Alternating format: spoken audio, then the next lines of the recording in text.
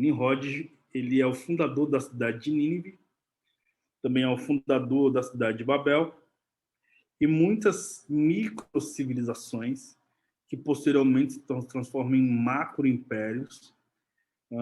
E nós temos, então, essas análises históricas sobre a cidade de Nínive. E quem provavelmente escreveu esse livro seja o profeta Jonas também. Interessante é que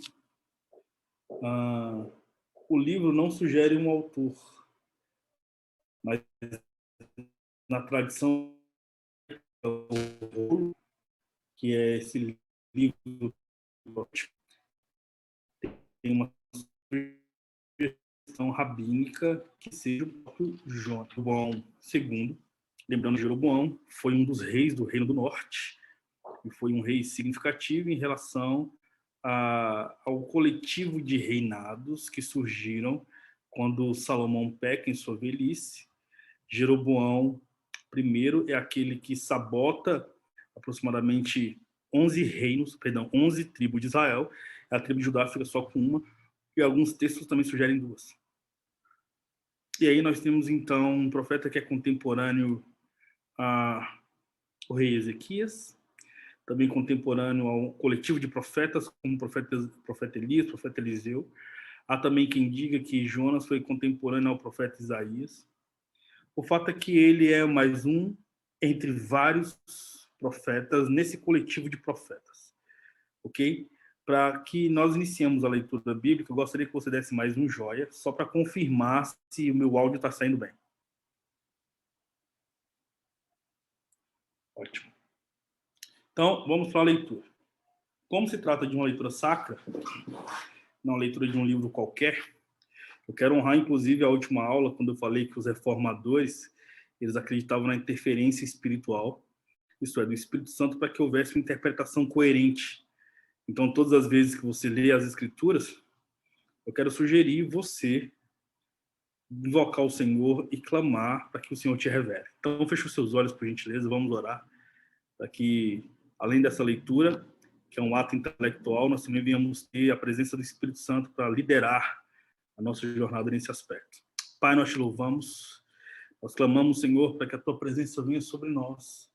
Eu oro, Pai Santo, para que a tua graça venha nos envolver, nos dê revelações e revelações frescas da sua palavra, que o mergulho do profeta, que no livro do profeta Jonas venha ser um mergulho significativo e que nós venhamos ter, Pai Santo, essa revelação também do texto bíblico. Enfim, nós não estamos lendo um livro qualquer. Aparentemente existe uma alegoria atrás do livro do profeta Jonas, então nos ensine a investigar no próprio texto se realmente existe essa alegoria ou se o Senhor é mais profundo na afirmativa de um texto que é sacro, que foi escrito por um profeta. Eu clamo ao Pai Santo para que o Senhor se revele e para que o Senhor sente-se à mesa conosco nessa noite, participe dessa leitura bíblica, em nome de Jesus. Amém. Ok? Como eu sempre ensino, nunca leia um versículo isolado, nem um capítulo isolado. Leia um livro todo. E aí você vai perceber que a mensagem não está no capítulo nem no versículo, a mensagem está no livro todo, ainda mais se for um livro de um profeta menor. Ok? Então, Jonas, capítulo 1, versículo 1, diz assim, acompanha a leitura. A palavra de Yahvé veio a Jonas, filho de Amitai, com esta ordem. Dispõe-te, vai à grande cidade de Nínive, que quer dizer morada de ninos, e prega contra ela, porque a sua malignidade subiu até a minha presença. Entretanto, Jonas decidiu fugir da presença de Yahvé, o Senhor, e partiu na direção de Tarsis, isto é, jaspe amarelo, descendo para a cidade de Jope, ou seja, Formosa, encontrou um navio pronto a zarpar para Tarsis, pagou a passagem e embarcou nele, a fim de ir para a cidade de Tarsis, tentando escapar da presença de Yahvé. Contudo, Yahvé fez soprar um forte vento sobre o mar e caiu uma tempestade tão devastadora que o barco ameaçava arrebentar-se. Todos os marinheiros foram tomados de grande pânico e cada um daqueles homens passou a clamar ao seu próprio Deus, Em seguida, lançaram ao mar as cargas do navio com o propósito de deixar a embarcação mais leve. Jonas, no entanto, havia se refugiado no porão do navio e, tendo se deitado, dormia profundamente. O capitão dirigiu-se a ele e indagou: Como consegue dormir numa hora dessas? Levanta-te agora mesmo e começa a clamar também ao seu Deus. Talvez assim ele se lembre de nós, para que não venhamos todos perecer. Então os marinheiros chegaram a uma conclusão entre si: Vinde, lancemos sortes, para saber quem é o responsável por essa desgraça. E de fato jogaram a sorte caiu sobre Jonas. Imediatamente lhe perguntaram: Declara-nos, pois, neste momento, por culpa de quem nos sobreviveu essa tragédia? Quem és tu? Qual é a tua ocupação? De onde vens e qual é a tua terra? A que povo pertence? Jonas passou a responder-lhes: Eu sou hebreu e temo a Yahvé Elohim, o Deus dos céus, que fez o mar e a terra. Então aqueles homens ficaram aterrorizados. Eles repreenderam: Que é isso que fizestes? Porquanto os homens sabiam que ele fugia do Senhor, pois ele já lhes havia contado tudo. Considerando que o mar estava cada vez mais revoltoso, os marinheiros lhe inquiriram: O que devemos fazer contigo a fim de acalmar este mar? Diante do que Jonas lhe aconselhou: Pegai-me e lançai-me ao mar, e ele haverá de se aquietar, pois sei que esta violenta tempestade caiu sobre nós por minha causa. Contudo, os homens ainda se esforçaram ao máximo para remar de volta à terra. Todavia, sem sucesso, e o mar ficava cada vez mais tempestuoso. Por isso, suplicaram a Yahvé nesses termos: Ó Senhor, eis que nós te rogamos, ó Yahvé, não nos deixe morrer por conta da vida desse homem, e que não nos culpe pelo sangue inocente, porque tu, ó Yahvé, fizeste como te aprouve fazer. Então agarraram Jonas e o lançaram ao mar enfurecido, e logo este se acalmou. Assim que notaram que o mar se aquietaram, todos os homens adoraram e louvaram a Yahvé com grande temor, oferecendo-lhe sacrifício e fazendo-lhes votos. Entremente, o Senhor Deus, Yahvé, fez com que um grande peixe engolisse Jonas. E ele ficou dentro desse peixe durante 3 dias e 3 noites. Então, dentro do ventre do peixe, Jonas orou a Yahvé, o seu Elohim Deus, e disse: Em meu desespero clamei a Yahvé, e ele me respondeu. Do ventre da morte gritei por livramento, e tu, Senhor, me ouvistes o meu clamor. Pois me lançaste nas profundezas, no coração dos mares. Nas correntezas formaram um turbilhão ao meu redor, e todas as grandes ondas e vagas passaram por sobre mim. Então pensei: fui expulso da tua presença. Poderei contemplar o teu santo templo uma vez mais? Eis que as águas todas me cercaram até as profundezas da alma. O abismo me cercou, as algas marinhas rolaram em minha cabeça. Afundei até chegar aos fundamentos dos montes, a terra embaixo, cujas trancas me aprisionaram para sempre. No entanto, tu fizeste subir a minha vida de volta da sepultura, ó meu Senhor Elohim. Eis que quando a minha vida já ia se apagando, eu me lembrei de ti, Yahvé, e a minha oração subiu à tua presença, ao teu santo templo. Aqueles que acreditam em ídolos inúteis afastam de ti a verdadeira piedade e benevolência. Eu, porém, te oferecerei sacrifícios com voz de ação de graça. O que prometi cumprirei fielmente. Sim, eis que a salvação veio do Senhor Yahvé. E Yahvé deu ordem ao peixe, e este vomitou Jonas na praia. Então, a palavra de Yahvé, o Senhor, veio a Jonas pela segunda vez com esta orientação: Levanta-te e vai agora mesmo à grande cidade de Nínive, e assim que lá chegar, prega contra ela a mensagem que eu mesmo haverei de te entregar. Jonas, sem demora, obedeceu a palavra do Senhor e partiu para Nínive. E Deus tinha um propósito para com aquela grande cidade, cuja extensão levava 3 dias para percorrer. Jonas entrou na cidade e caminhou por ela por um dia inteiro, proclamando: Eis que daqui em 40 dias Nínive será destruída. Então os ninivitas creram em Deus. Combinaram um jejum geral, e todo o povo, dos mais importantes e ricos aos mais simples e pobres, se vestiram com roupas feitas de pano grosseiro, a fim de demonstrar publicamente que reconheciam seus pecados e estavam arrependidos. Quando o rei de Nínive tomou conhecimento da pregação e de tudo o que ocorria na cidade, ele se levantou do trono, tirou o manto real, vestiu-se também com um pano de saco e sentou-se sobre as cinzas. Então proclamou em Nínive: Eis que por um decreto do rei e dos seus nobres fica proibido a todo homem ou animal, bois ou ovelhas, provar de qualquer alimento. Portanto, não havereis de comer nem beber nada. Cobri-vos de veste de arrependimento e lamento. Tanto as pessoas como os animais e todos os cidadãos orem a Deus com todas as suas forças, e cada pessoa abandone seu mau caminho e toda a atitude violenta. Talvez Deus volte sua face para nós, se arrependa e acalme o furor da sua ira, de modo de que não sejamos destruídos. Deus observou tudo quanto fizeram, como se converteram do seu mau caminho e abandonaram a violência, e atendeu às orações do povo, voltou atrás e não desceu a cidade como havia ameaçado. Entretanto, Jonas ficou extremamente decepcionado com tudo isso e irou-se sobremaneira.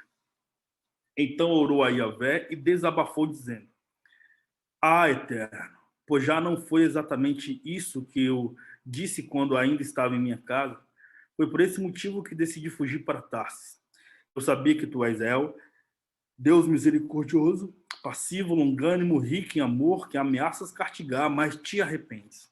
Ó Yahvé, agora, portanto, tira a minha vida, eu te rogo. Afinal, é para mim melhor morrer do que continuar vivendo. E Yahvé, o Senhor, lhe questionou: Tens alguma razão para enfurecer desta maneira? Então Jonas saiu para consolar-se num lugar alerte, oriente da cidade. Ali armou uma tenda e sentou-se debaixo dela, à sombra, até ver o que mais acontecia com a cidade. E Yahvé, Elohim Deus, fez crescer uma espécie de mamoneira sobre Jonas, a fim de oferecer mais sombra e conforto à sua cabeça, livrando do calor excessivo, e Jonas ficou bastante alegre por causa da planta. Todavia, no dia seguinte, ao alvorecer, Deus enviou uma lagarta que atacou o arbusto e, sendo frágil, secou. Logo que apareceu o sol, Deus trouxe um vento oriental muito quente e seco, e o sol furtigou a cabeça de Jonas, ao ponto de ele quase perder os sentidos. E por isso ele desejou morrer e exclamou: Ah, para mim seria melhor morrer do que continuar vivendo. Contudo, Deus questionou a Jonas outra vez: Tens algum motivo para estares tão furioso por causa da planta? Ao que replicou Jonas: Sim, tenho. Estou irado a ponto de preferir morrer. Entretanto, Yahvé ponderou-lhe: Ora, Jonas, tens compaixão dessa planta, embora não tenhas cuidado dela. Não a fizestes crescer nem a podartes. Ela simplesmente nasceu numa noite e na outra noite morreu. Por outro lado, Nínive tem mais de 120 mil seres humanos que não sabem discernir entre a mão direita e a esquerda, tampouco entre o bem e o mal, além de muitos animais inocentes. Não haveria eu de ter pena dessa grande cidade? O livro de Jonas finaliza. E nós acabamos de ler o livro de Jonas. São 4 capítulos de uma história aparentemente alegórica, quase que mitológica para alguns, mas vamos agora à interpretação dos fatos. E o que eu acho significativo é que existe todo um enredo. Jonas foi um filho de Amitai. Ele viveu em Samaria durante o reinado de Jeroboão II, em aproximadamente 782 a.C. a 753 a.C., quando a nação de Israel nem suspeitava que a Síria estava planejando atacá-la e destruí-la. Porém, a Síria destrói Israel em um período da história entre o ano de 782 a 753 a.C., e aí nós temos o relato também de Naamã, que foi um general do exército da Síria, provavelmente morava aqui em Nínive, e ele foi curado pelo profeta Eliseu. Como eu falei, Jonas e Eliseu eram contemporâneos. Então nós temos a Síria como uma nação potentosa, que era inimiga de Israel e que humilhou de forma significativa a nação de Israel. O interessante também nesse relato histórico é que o nome Jonas, em hebraico, significa pombo, que tem uma conotação também de mensageiro, diante de um contexto histórico onde as mensagens de carta iam a partir dos pombos correios. Uma outra característica importante é que Deus promete destruir a cidade também através das súplicas dos israelitas. Você vai ver essas narrações em 1 Reis, no capítulo 17, e aí você vai ter, então, toda essa característica. O interessante é que, por volta do ano 700 a.C., Senequeribe, que era o rei da Síria, isso é, ele era o rei narrado aqui no livro do profeta Jonas, que é que é o rei da Síria, e o rei que proclama o jejum. Ele era aquele que transformou a capital da Síria de forma significativa depois de um colapso econômico e depois de uma guerra que os sírios perdem para os babilônicos. O interessante é que a Síria, então, estava em ruínas, ou melhor, estava se reconstruindo. O interessante também é que, além da Síria estar reconstruindo suas características sociais, econômicas e políticas a partir da realeza, Deus promete destruir a capital da Síria, que era Nínive. Deus, então, no capítulo 1, ordena uma ordem a Jonas, logo no versículo 2. Diz assim: dispõe-te e vai à grande cidade de Nínive, que quer dizer morada de Ninos, e prega contra ela, porque a sua malignidade subiu até a minha presença. Versículo 3 diz: entretanto, Jonas decidiu fugir da presença de Deus, o Senhor, e partiu na direção de Tarso. O interessante é que Nínive ficava a um extremo da cidade, isto é, ao extremo do continente daquela época, o mesopotâmico, e Tarso ficava no outro extremo. E a cidade de Jope, que era uma cidade portuária onde Jonas pegou o navio, era uma cidade muito próxima de Jerusalém, inclusive. O templo já havia sido construído, Jonas já havia experimentado a realeza de Deus nesse contexto histórico. Jonas era um profeta no coletivo de profetas, como falei, e Jonas foi escolhido por Deus para pregar contra uma nação que o profeta odiava. E Jonas, por algum motivo, aqui no capítulo 1 não é revelado, mas no capítulo 4 é revelado que Jonas odiou pregar. Ele não queria estar nessa função, porque ele, enfim, odiava Nínive e odiava os sírios, porque era inimigo do povo de Israel. O interessante, então, é que Jonas vive numa temporada histórica, segundo o texto, de muito misticismo. Ele entra no navio pagão, onde existiam pessoas que adoravam deuses, com um coletivo de deuses, eram um liquidificador antropológico em relação a divindades. E Jonas tem esse contato com outras culturas no barco.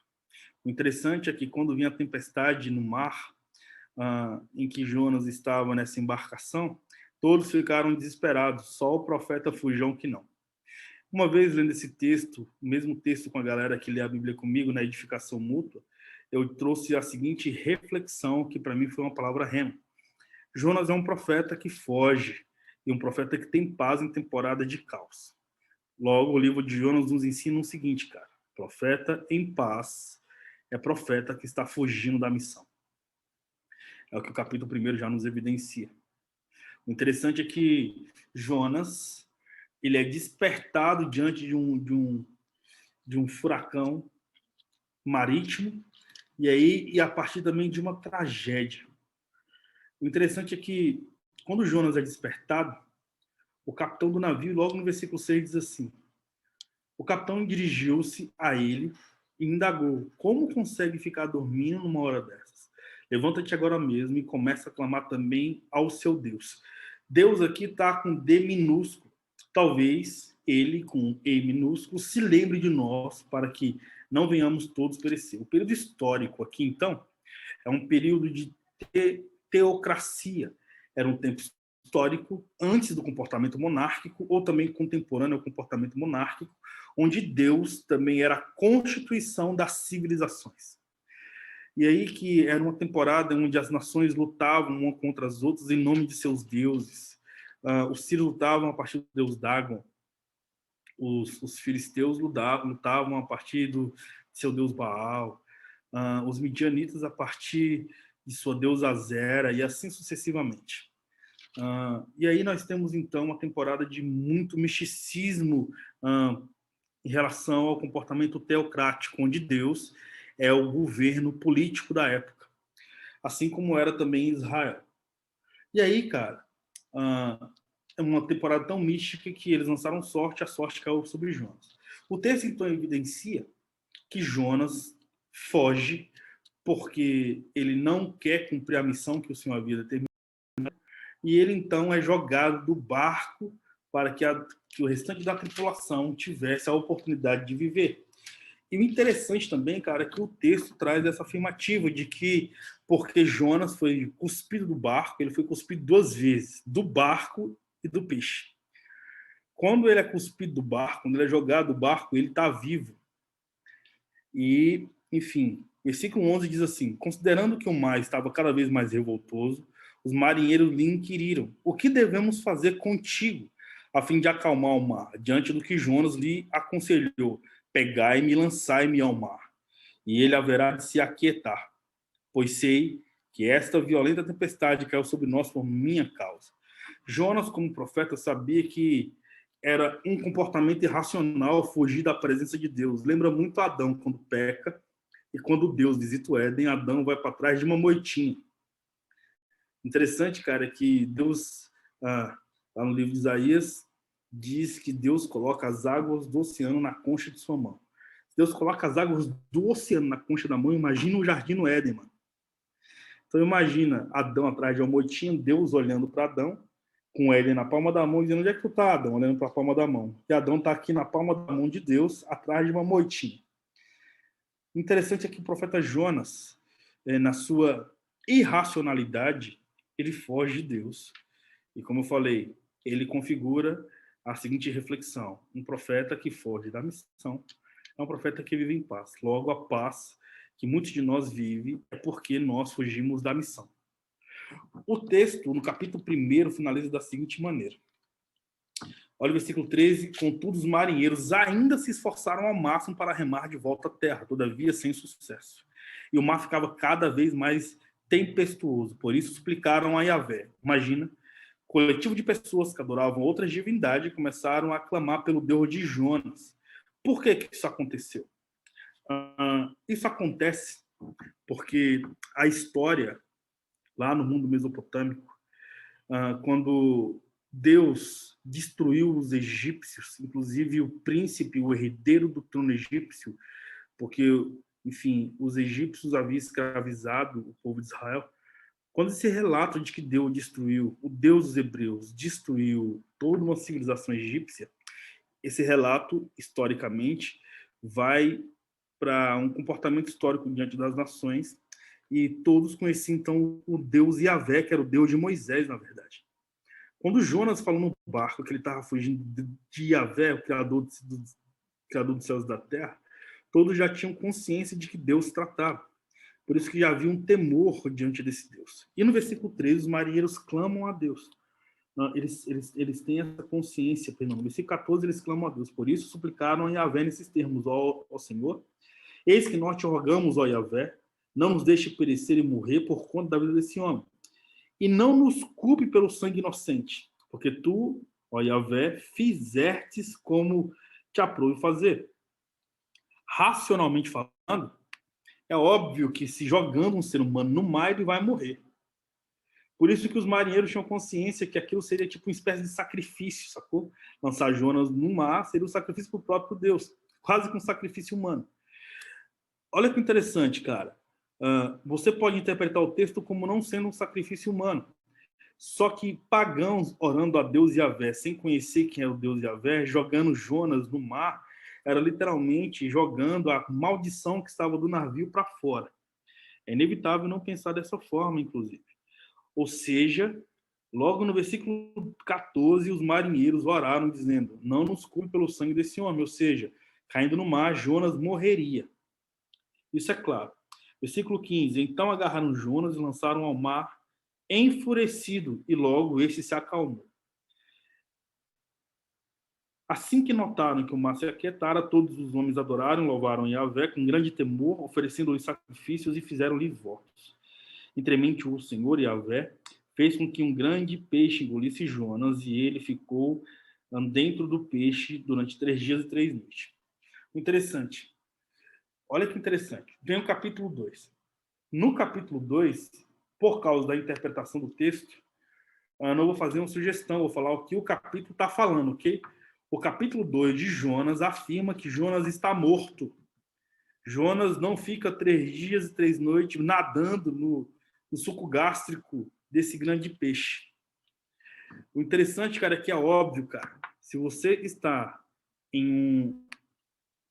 Enfim, se você está na boca de um predador, inevitavelmente ele vai te dilacerar.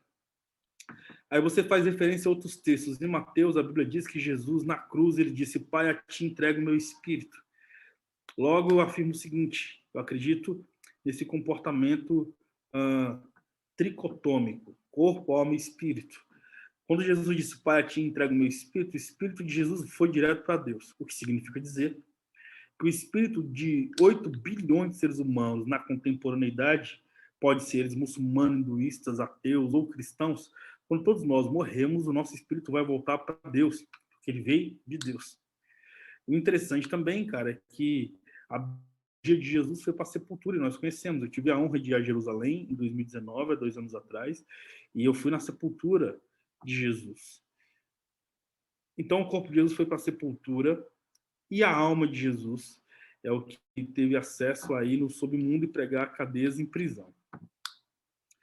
O interessante é que, para quem crê nisso, embora a Bíblia não afirma que Jesus foi no inferno e tomou a chave da morte do inferno, a Bíblia diz que Jesus possui a chave da morte do inferno, em Apocalipse 1.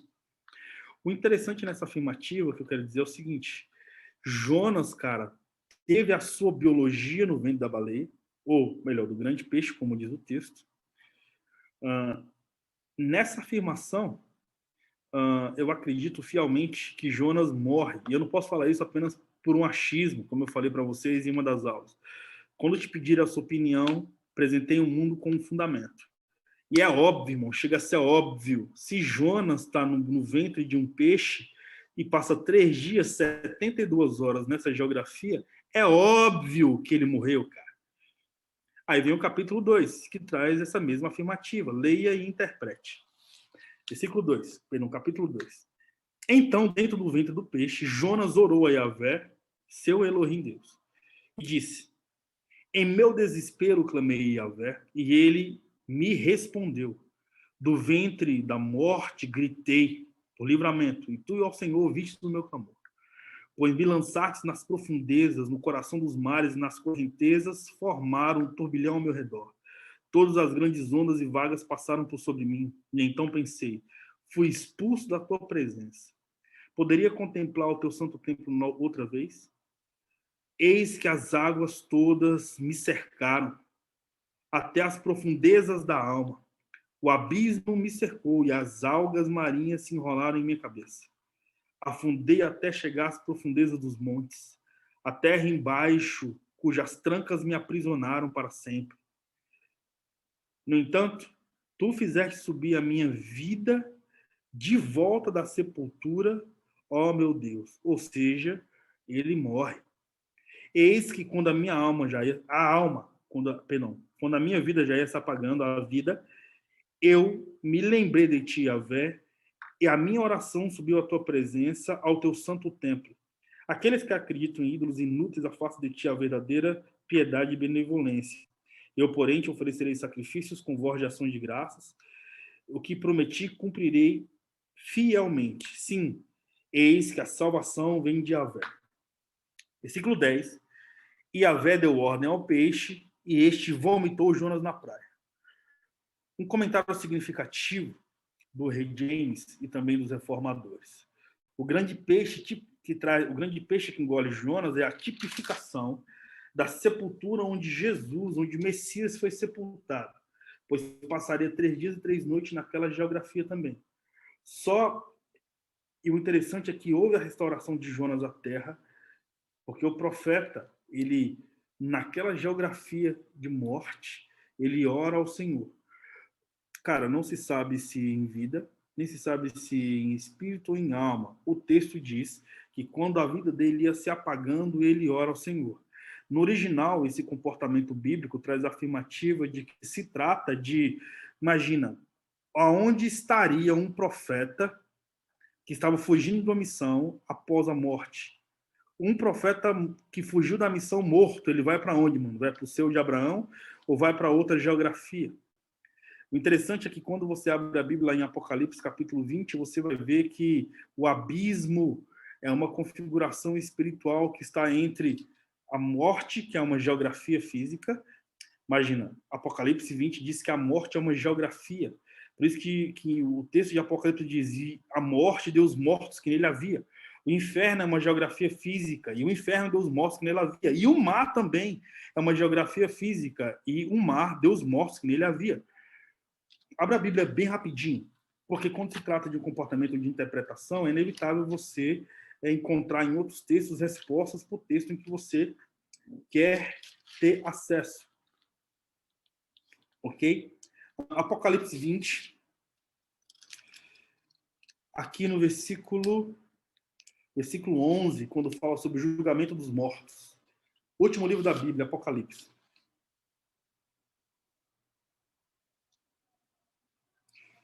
Vamos lá, Apocalipse 20, versículo 11. Se encontrou, dá um joinha aí para mim, só para o teu feedback, se você já chegou no texto. Então, olha que interessante. O mar, biblicamente falando, fundamentado aqui em Apocalipse capítulo 20, é uma geografia de morte eterna também. É uma geografia onde há mortos e que serão entregues no dia do juízo. O mais interessante, cara, é que, cientificamente falando, de 100% que evidencia a descoberta do mar, apenas 10% foi descoberto, ou seja, um mar até hoje, no comportamento oceânico, até hoje, cara, só 10% de 100% do mar foi descoberto. Isso é muito interessante. Porém, vamos falar um pouco sobre os mortos aqui em Apocalipse 20, versículo 11. Diz assim, versículo 11. Em seguida observei um grande trono branco, o que estava assentado sobre ele, a terra e o céu fugiram da sua presença e não foi achado lugar para eles.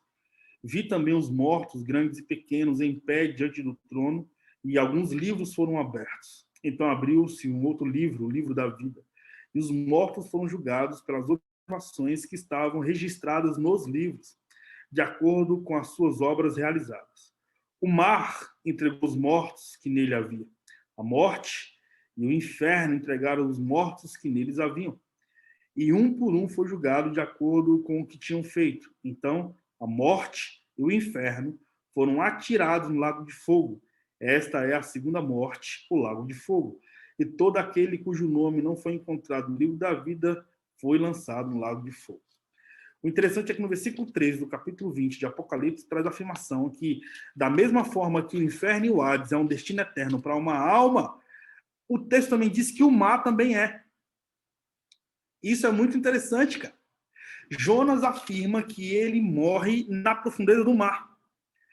Interessante, cara, é que ele fala que ele foi expulso da presença de Deus, que traz a afirmativa de que é uma geografia onde seres da maldade podem ter autorização de Deus para reinar. Satanás, lembrando que Satanás, ele é príncipe das trevas, porque só quem tem império é príncipe. Só rei tem um reino, aliás. Logo no versículo 2, volta lá para Jonas, capítulo 2. Jonas 2:2 diz assim: em meu desespero clamei a Yahvé, e ele me respondeu. Do ventre da morte gritei por livramento, e tu, Senhor, viu. Imagina, cara, o que você quer sugerir nessa interpretação bíblica? Que Jonas clama ao Senhor já morto,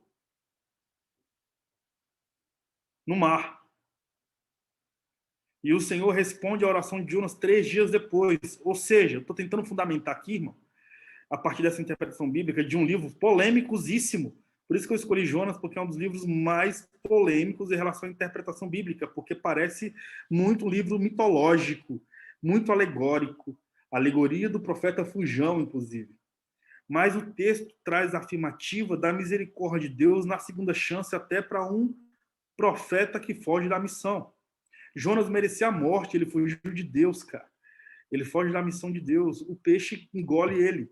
E seria infantilidade, irmão, como nós acreditamos até o presente momento, que Jonas ficou nadando no ventre do peixe 3 dias. Não, mano, ele estava morto. E eu trouxe um texto que afirma que o mar é um local de sepultura eterna, inclusive. Eu quero transicionar, mas antes disso eu quero reler do versículo 2 em diante do capítulo 2. E disse: em meu desespero, clamei a Yahvé e ele me respondeu, do ventre da morte, ou seja, ele estava morto. Gritei por livramento. E tu, Senhor, ouvistes o meu clamor, pois me lançaste nas profundezas do coração dos mares, no local profundo dos mares. Apocalipse 20:13 diz que o mar deu os mortos que nele havia. E as correntezas formaram um turbilhão ao meu redor. Todas as grandes ondas e vagas passaram por sobre mim. Então pensei, fui expulso da tua presença. Poderei contemplar o teu santo templo outra vez? Porque um judeu sabe, cara, que o templo simboliza o local de maior expressão de Deus, como narra 1 Crônicas, lá no capítulo 27, capítulo 28. Quando Davi é o cara que arquiteta o templo e Salomão é só um engenheiro que constrói o templo. Versículo 5. Eis que as águas todas cercaram até as profundezas da alma. O abismo me cercou e as algas marinhas se minha cabeça. Afundei até chegar aos fundamentos dos montes, a terra embaixo, cujas trancas me aprisionaram para sempre. Olha que interessante. Jonas fala de um destino eterno, mano. No entanto, tu fizeste subir a minha vida de volta da sepultura, ó meu Senhor Elohim. Versículo 6 traz a afirmativa de que Jonas foi ressuscitado. Ok? Nós fizemos então a referência aqui de Jonas, nós ainda estamos nessa interpretação bíblica, e eu quero falar sobre interpretação coerente das Escrituras. Estamos no capítulo 2 de Jonas. Só que o interessante é que Jesus traz a narrativa de que o próprio Jesus, ele afirma, quando ele está respondendo os fariseus, que da mesma forma que Jonas ficou 3 dias no ventre do grande peixe morto, ele também ficaria. Também Jesus traz a afirmativa de que Jonas estava morto. Jesus diz, da mesma forma que Jonas morreu, passou 3 dias lá, eu também passarei. Abra sua Bíblia em Mateus, capítulo 12, versículo 38.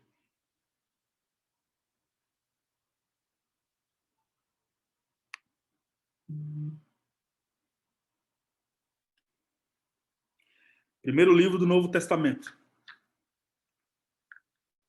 Me dá um feedback enquanto você procura aí, me dá um feedback de como está sendo a aula, ou melhor, de como está sendo esse tempo. Faz sentido o que eu estou falando? Faz sentido essa interpretação até aqui? Para mim faz toda.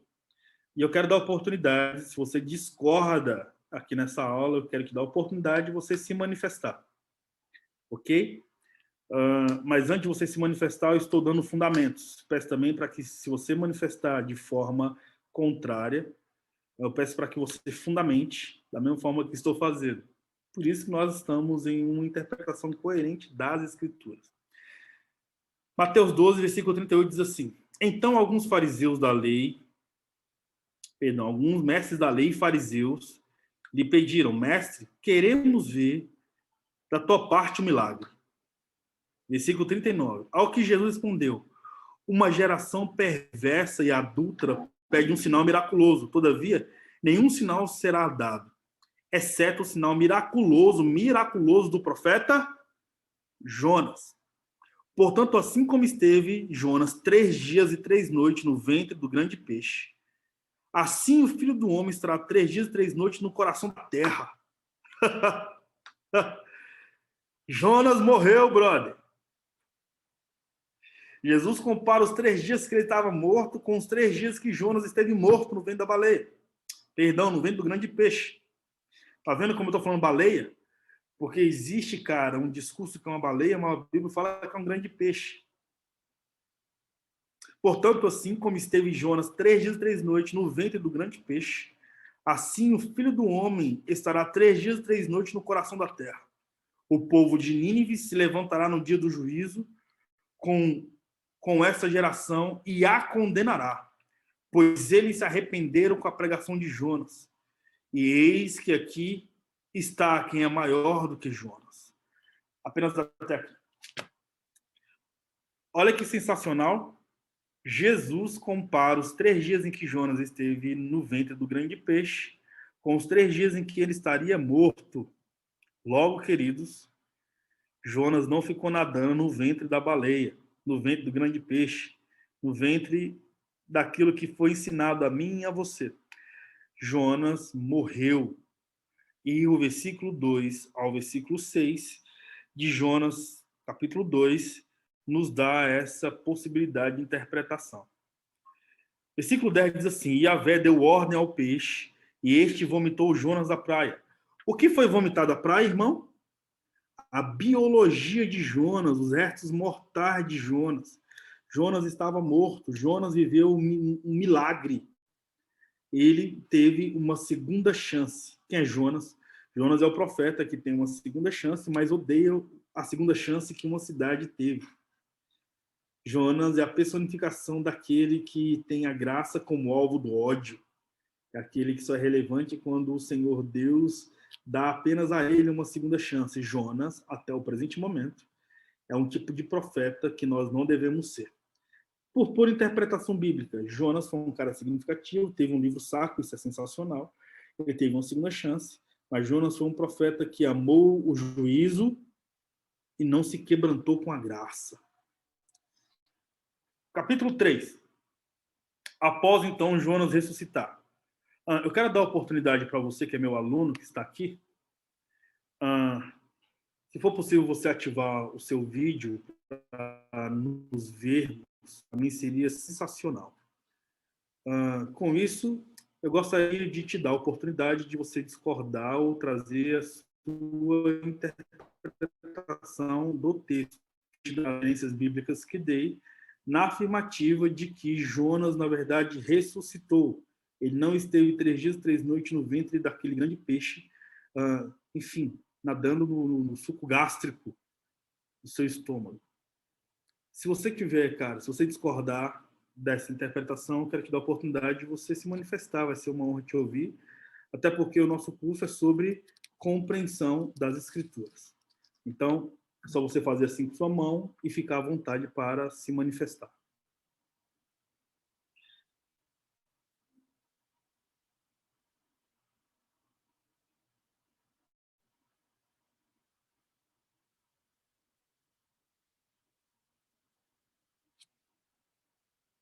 Ninguém? Gil, eu queria fazer uma pergunta. É a Jane Paz. Fala, Jane. Eu estou com o meu WhatsApp desativado porque hoje eu estou com gripe, com coriza. Nós já estudamos Jonas junto, mas eu nunca havia prestado atenção nisso que me trouxe uma dúvida aqui. Bom, se Jonas esteve morto e ele é lançado, e você fundamenta que o mar também é tido como um local de morte, né? Como Hades, inferno, essas coisas todas. Por que, quando Jesus fala lá em Mateus, ele fala que, como Jonas, ele não usa a palavra morto, Realmente não não é? usa. Ele Ele, também... Pode concluir, perdão. não, desculpa, não, pode falar. A interpelação, pode falar. Não, pode, por gentileza, pode concluir sua pergunta. Porque eu me lembro de um outro estudo feito com o pessoal da Adventista, eu me lembro. E esse foi uma das minhas questões. Eles fazem essa. Quando Jesus cita Jonas, Jesus não fala que ele está morto. Jesus também não fala que ele foi lançado no lugar de morte. E Jonas também não fala isso. Nós acabamos de ler todo esse contexto, em nenhum momento, ainda que nós andamos na Bíblia e você vai fundamentando com outros textos, não fica claro que Jonas morreu. Por que eu pergunto isso? Por causa da questão agora, você falou para fundamentar, infelizmente não tenho essa habilidade, né? Não está anotado aqui. De que quando estamos mortos, nós dormimos, nós não temos noção de tempo e espaço. Então, como é possível, Jonas? Fisiologicamente, todo o que você está falando está correto. Como que ele vai ficar 3 dias dentro de uma circunstância de gestão, né? Estomacal. Mas se nós cremos na ressurreição, Jane, um homem ficar dentro de um ambiente inóspito por 3 dias, ainda que seja um grande peixe, é mínimo, né? Então, qual que é a minha pergunta? Se a palavra nos diz que nós não temos ciência enquanto estamos mortos, como que Deus vai ouvir a oração de Jonas ele estando morto? Uhum. Se é mais fácil crer nisso, de que Deus ouve o profeta morto, excepcionalmente o profeta morto, mas o restante da humanidade não vai poder usufruir desse benefício, do que acreditar que o Senhor que faz o milagre que faz em Nínive pode manter um ser humano fisiologicamente inteiro dentro de um ambiente nosso. Fui clara ou não? Foi, Viajei eu mesma. não, foi perfeitamente claro. Eu vou te dar a minha resposta. Obrigado, viu, Jane, pela participação. Bem, a minha resposta a você é bem clara. Quando Jonas ele vai para o vento da baleia, você fez questionamentos eternos e também temporais, humanos. Afirmativas temporais e questionamentos eternos. Bem, a minha primeira resposta à sua pergunta de Mateus 12 é que Jesus afirma que da mesma forma que Jonas passou 3 dias no ventre do grande peixe, ele também passaria 3 dias no ventre da terra, no interior da terra. Quando Jesus passa 3 dias no interior da terra, Jesus está o quê? Jesus está morto. Se Jesus faz essa comparação, obviamente, a nível de bom senso, inclusive, é inevitável ter essa característica de percepção de que se Jesus passa 3 dias quando está morto no ventre da terra, significa dizer que Jonas também ficou 3 dias morto no ventre do grande peixe. Uma afirmativa biológica, racional, é 5 minutos debaixo da água você morre. 3 dias debaixo da água, ainda mais no ventre de um grande peixe que, na verdade, te comeu, cara, biologicamente, humanamente é impossível. O que eu trago a sugestão do texto, para que o texto não fique folclorizante, ou mítico, quase que místico, perdão, mítico, mitológico, é que, realmente, cara, só faz sentido a um Deus que é racional e a um Deus que é inteligente diante da inteligência do grande Deus. A característica de que o peixe, quando vomita Jonas, quando cospe Jonas, lá no versículo 10 do capítulo 2, é que está cuspindo o resto mortal de Jonas. Não um cara que está vivo, sei lá, que está respirando debaixo do peixe. Não faz sentido nenhum. Se fosse real isso acontecer, cara, nós teríamos relatos de pessoas que poderiam ser salvas depois de 3 dias de naufrágios. A grande verdade é que há essa possibilidade também. Bem, eu não conheço ninguém que passou 3 dias na boca de um peixe e ressuscita. Mas eu conheço pessoas que passaram dias mortos e ressuscitaram. Isso traz a validade. A Bíblia também fala de Lázaro, que também ficou 3 dias morto e também ressuscitou. Fala de Jesus, que passou 3 dias morto e também ressuscitou. Perceba que no comportamento judaico-cristão, 3 dias morto e ressurreição traz a configuração de que você conheceu um ambiente eterno, de passagem, ou melhor, um ambiente eterno em que, se você adorar o Senhor, você passará a eternidade, se você não adorar o Senhor, você passará a eternidade, e teve a oportunidade de voltar. Nessa configuração, biblicamente falando, o único que teve a oportunidade de ir para um ambiente depois que morre e volta sem ser o céu é Jonas. Porque a Bíblia diz, cara, que, enfim, que Elias foi transladado, foi para o céu. Elias vai estar com Jesus na transfiguração do Monte das Oliveiras. Elias volta. Moisés morre. Detalhe, Elias nem morreu, ele foi transladado. Mas o local eterno que ele estava, que sugere ser o paraíso, ele volta, essa geografia, para consolar o Senhor no Getsêmani.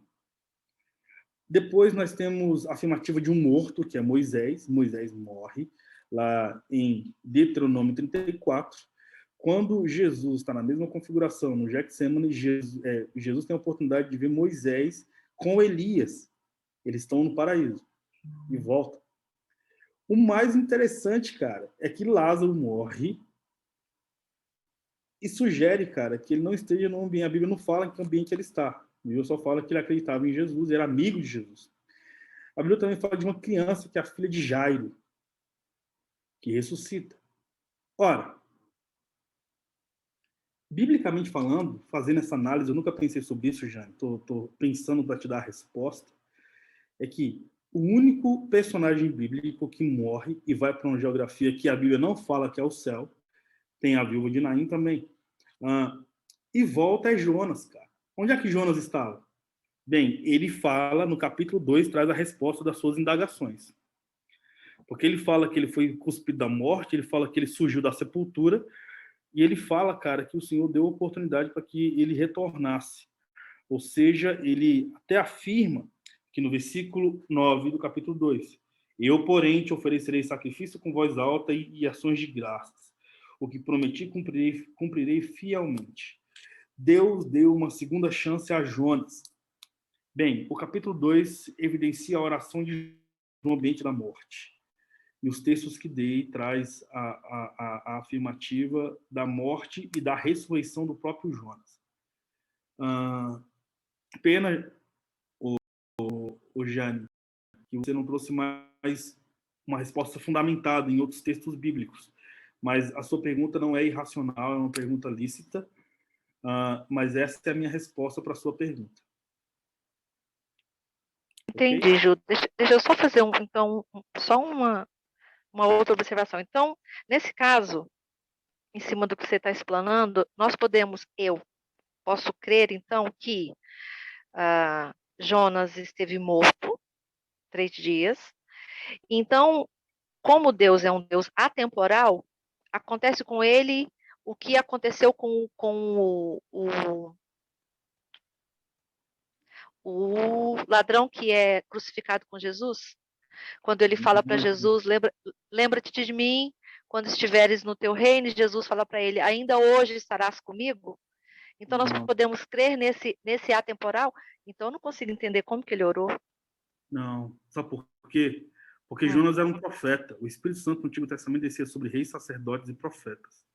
O ladrão da cruz não teve nenhuma jornada humana que beneficiasse uma característica num tempo onde Jesus não era vindo ainda. Estamos falando de 750 a.C. O ladrão da cruz teve o próprio Salvador do lado, Jonas não. A personificação da minha afirmativa da ressurreição de Jonas, racionalmente falando, já não faz sentido um ser humano ficar 3 dias no ventre de um peixe. Não faz sentido nenhum. Porque se isso aconteceu, o texto é folclórico.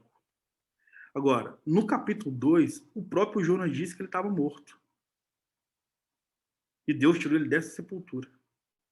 Isso aconteceu no espaço de 72 horas. Talvez lidar com essa realidade bíblica é mexer com nossas crenças, ou com tudo que a gente acreditou a vida toda. E lendo o texto, puxa, ou a ficha cai, ou você não quer acreditar no que o texto está dizendo.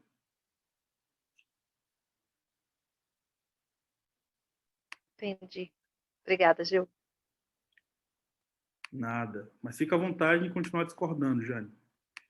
Até porque existe, repito, o texto, o capítulo 2 dá clareza. Eu quero ler novamente o capítulo 2, já irmos para o capítulo 3 e finalizarmos no capítulo 4. Vamos ler novamente, Jane, capítulo 2. Então, dentro do ventre do peixe, Jonas orou a Yahvé, o seu Elohim Deus, e disse, em meu desespero clamei a Yahvé, e ele me respondeu, do ventre da morte gritei por livramento, e tu, Senhor, ouvistes o meu clamor. Pois me lançaste nas profundezas do coração dos mares, e as correntezas formaram um turbilhão ao meu redor, todas as grandes ondas e vagas passaram por sobre mim. Então pensei, fui expulso da tua presença, poderei contemplar o seu santo templo outra vez mais? Eis que as águas, muitos me cercaram até as profundezas da alma. O abismo me cercou, as algas marinhas se enrolaram em minha cabeça. Afundei até chegar aos fundamentos dos montes, a terra embaixo, cujas trancas me aprisionaram para sempre. No entanto, tu fizeste subir a minha vida de volta da sepultura. Mano, só esse versículo já traz a afirmativa de que ele não estava vivo. Você fez voltar a minha vida. O fato de voltar à vida significa que ele não tinha vida. De volta da sepultura, ó meu Senhor Elohim. Eis que quando a minha vida já ia se apagando, eu me lembrei de ti.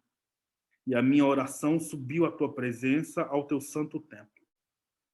Aqueles que acreditam em ídolos inúteis afastam de si a verdadeira piedade e benevolência. Eu, porém, te oferecerei ações de graças. O que prometi cumprirei fielmente. Sim, eis que a salvação vem do Senhor, Deus Yahvé. E Yahvé deu ordem ao peixe, e este o vomitou à praia. O interessante, cara, é que no texto aqui, no texto não fala que ele ficou 3 dias. Só fala sobre esse tempo em que ele se viu sem vida. Capítulo 3. O profeta, então, teve uma segunda chance. E aqui nessa noite eu trago a afirmativa de que Jonas ressuscitou. Eu não acredito que ele ficou 3 dias vivo. O texto não diz isso. O texto diz outra coisa. Capítulo 3. Então a palavra de Yahvé, o Senhor, veio a Jonas pela segunda vez com essa orientação. Ou seja, quando o texto fala sobre segunda vez, traz a característica significativa de que ele literalmente teve uma segunda chance e o Senhor está dando uma segunda oportunidade. Ok? Isso também é sensacional. Sim, apenas no capítulo 1 fala o tempo em que ele ficou no ventre do peixe, do grande peixe. No capítulo 2 não fala sobre esse tempo. Só fala sobre a oração que ele faz e a oportunidade que ele tem em ter a vida de volta. Versículo 2. Levanta-te, vai agora mesmo à grande cidade de Nínive, e assim que lá chegar, prega contra ela a mensagem que eu mesmo haveria de entregar. Jonas, sem demora, obedeceu a palavra do Senhor e partiu para Nínive. E Deus tinha um propósito para com aquela grande cidade, cuja extensão levava 3 dias para percorrer. Olha que interessante. O capítulo 3, do versículo 3, traz a afirmativa de que Deus tinha um propósito com a pregação de Jonas. Versículo 4, Jonas entrou na cidade e caminhou por ela por um dia inteiro proclamando: eis que daqui 40 dias Nínive será destruída. Então os ninivitas creram em Deus, combinaram um jejum geral, e todo o povo, dos mais importantes e ricos aos mais simples e pobres, vestiram-se com roupas feitas de pano grosseiro, a fim de demonstrar publicamente que reconheciam seus pecados e que estavam arrependidos. Quando o rei de Nínive tomou conhecimento da pregação e de tudo o que ocorreu na cidade, ele se levantou do trono, tirou o manto real, vestiu-se de pano de saco e sentou-se sobre a cinza, ou seja, a pregação de Jonas não gera um jugo pela qual o povo, enfim, continuou pecando. A pregação de Jonas não gerou um sentimento reverso. Não fez com que o povo matasse Jonas ou se revoltasse contra ele.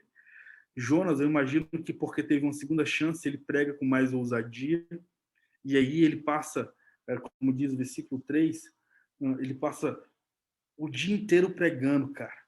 Ele passa, versículo 4, aliás. Jonas passa um dia inteiro pregando sobre essa característica para que o povo de Nínive se arrependesse. O interessante é que a Bíblia diz que os ninivitas se arrependeram e proclamaram jejum geral. Quando essas informações chegou ao rei, o poder executivo, legislativo, executivo, isto é, a monarquia da cidade, se arrepende. Imaginam que a profecia de um profeta impactar até os deputados, senadores e o presidente, e o STF. Todos esses eram caracterizados na pessoa do rei de Nínive.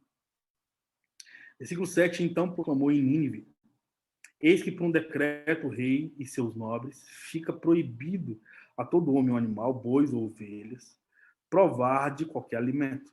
Portanto, não havereis de comer nem beber nada. Cobri-vos de veste de arrependimento e lamento. Isso não é Jonas falando.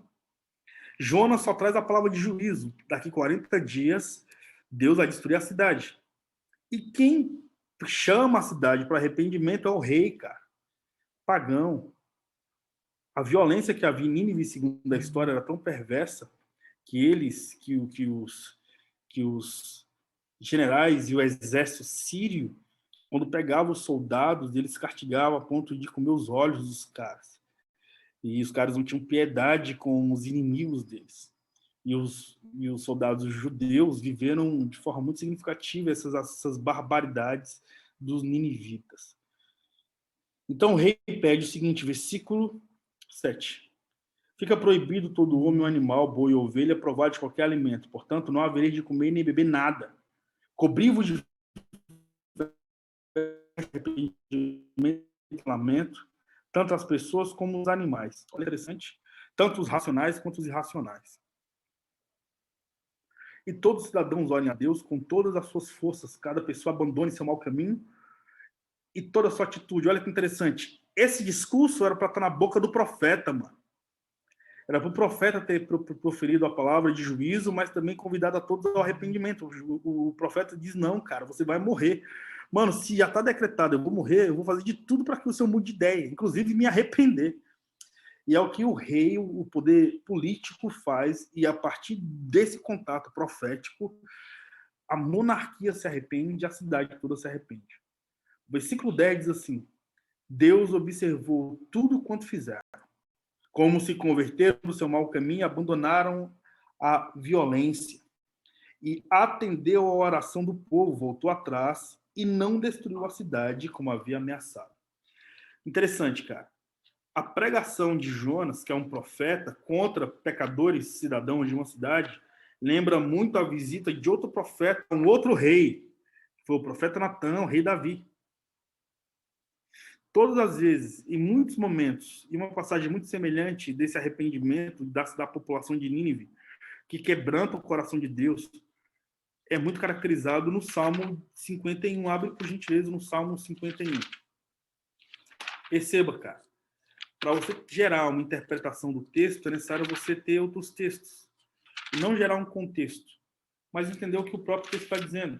Mas um texto que fundamenta, por exemplo, que Deus ama um coração quebrantado e contrito, é a oração que Davi faz após receber a visitação do rei Natã, quando Natã denuncia o seu pecado. Ou seja, o rei de Nínive e a população reconhecem que eram transgressores. Salmo 51 diz assim, tem piedade de mim, ó Deus, segundo a tua misericórdia, conforme a tua grande clemência, apaga as minhas transgressões. Lava-me da minha culpa e purifica-me do meu pecado, pois no meu íntimo reconheço que as minhas transgressões. Trago sempre presente o terror do meu pecado. Pequei contra ti somente pequei e fiz o que era mal diante daquilo que tu reprovas. Portanto, cujo é justo a tua sentença e incontestável ao julgamento, ao julgar-me condenado. Reconheço que sou pecador desde o meu nascimento. Sim, desde que concebeu a minha mãe. Sei que tu queres estabelecer a verdade no meu íntimo. E no meu coração ministra a tua sabedoria. Portanto, purifica-me com ísopo e ficarei limpo. Lava-me e mais branco que a neve serei. Faz-me voltar a ouvir o júbilo e a alegria. Os ossos que esmagastes se exultarão. Esconde o rosto do meu pecado e apaga as minhas transgressões, ó Deus meu. Cria em mim um coração puro, renove em mim um espírito inabalável.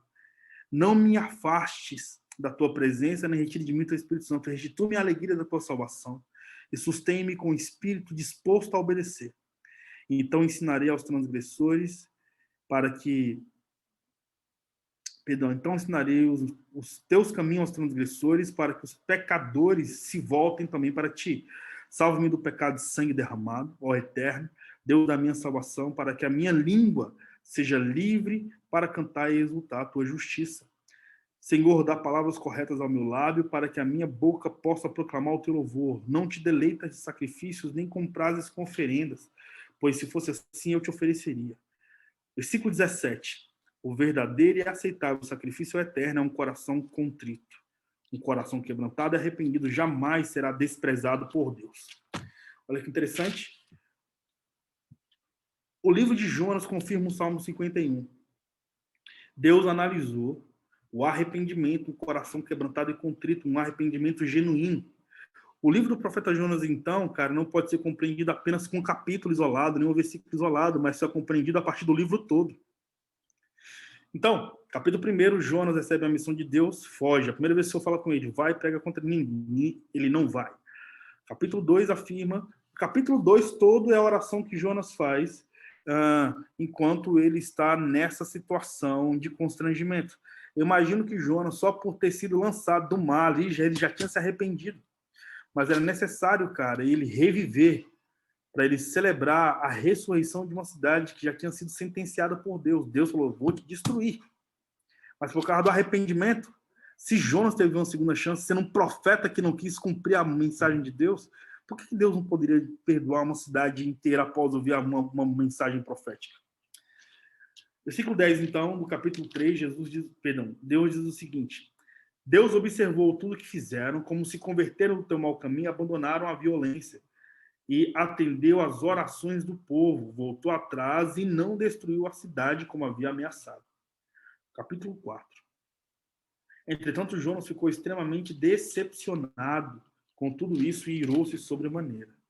Então orou a Yahvé e desabafou, dizendo: Eterno, pois não foi exatamente isso que eu disse quando ainda estava em minha casa. Foi por esse motivo que decidi fugir para Tarsis. Eu sabia que tu és El, Deus misericordioso, compassivo, longânimo, rico em amar, que ameaças castigar, mas te arrependes. E aí o texto fala que Jonas ficou observando. Versículo 5 diz assim: Então Jonas saiu para consolar-se no lugar a leste, oriente da cidade. Ali armou uma tenda e sentou-se debaixo dela, à sombra, até ver o que mais aconteceria na cidade. Quem é Jonas? Jonas é o profeta que ama dar palavra de juízo, mas odeia quando Deus derrama graça. É do tipo de... o que o texto está dizendo, ok? Eu não falo isso a partir de um versículo isolado, eu falo isso a partir da interpretação do próprio livro. Jonas é o profeta que nós não devemos ser. É o profeta, cara, que ama, enfim, cumpriu a mensagem do Senhor. Ele era um profeta. Por isso que tem um livro dele no cânon, um livro bíblico santo, com palavras santas. Mas ele, cara, celebrou o fato de ministrar a verdade, dizendo: você vai ser destruída, mas não celebrou o arrependimento. Bem, o texto finaliza, o texto ainda fala que Deus quis consolar Jonas no aborrecimento do profeta. E Jonas é um profeta que eu sugiro que nós não sejamos semelhantes. O profeta que ama o juízo, mas que odeia a graça. É a graça como alvo do ódio. O interessante, cara, é que Deus faz surgir uma mamoneira só para fazer sombra a Jonas. Jonas fica interessado na mamoneira, mas o coração dele está azedo, porque, imagina, ele se esqueceu que Deus acabara de fazer com ele. Deu uma segunda chance. Mas ele não celebra a segunda chance de outras pessoas, só celebra a dele próprio. E porque ele não celebrou o favor de Deus diante da mamoneira, Deus fez questão de tirar.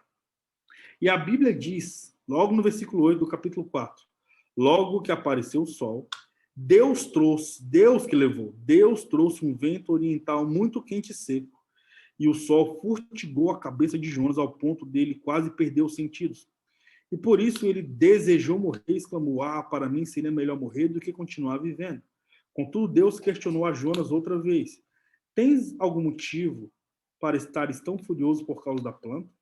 Ao que replicou Jonas: sim, tenho. Estou irado a ponto de preferir morrer. Olha que interessante. É o cara que prefere morrer do que ver Deus derramando misericórdia sobre pessoas com coração quebrantado e contrito.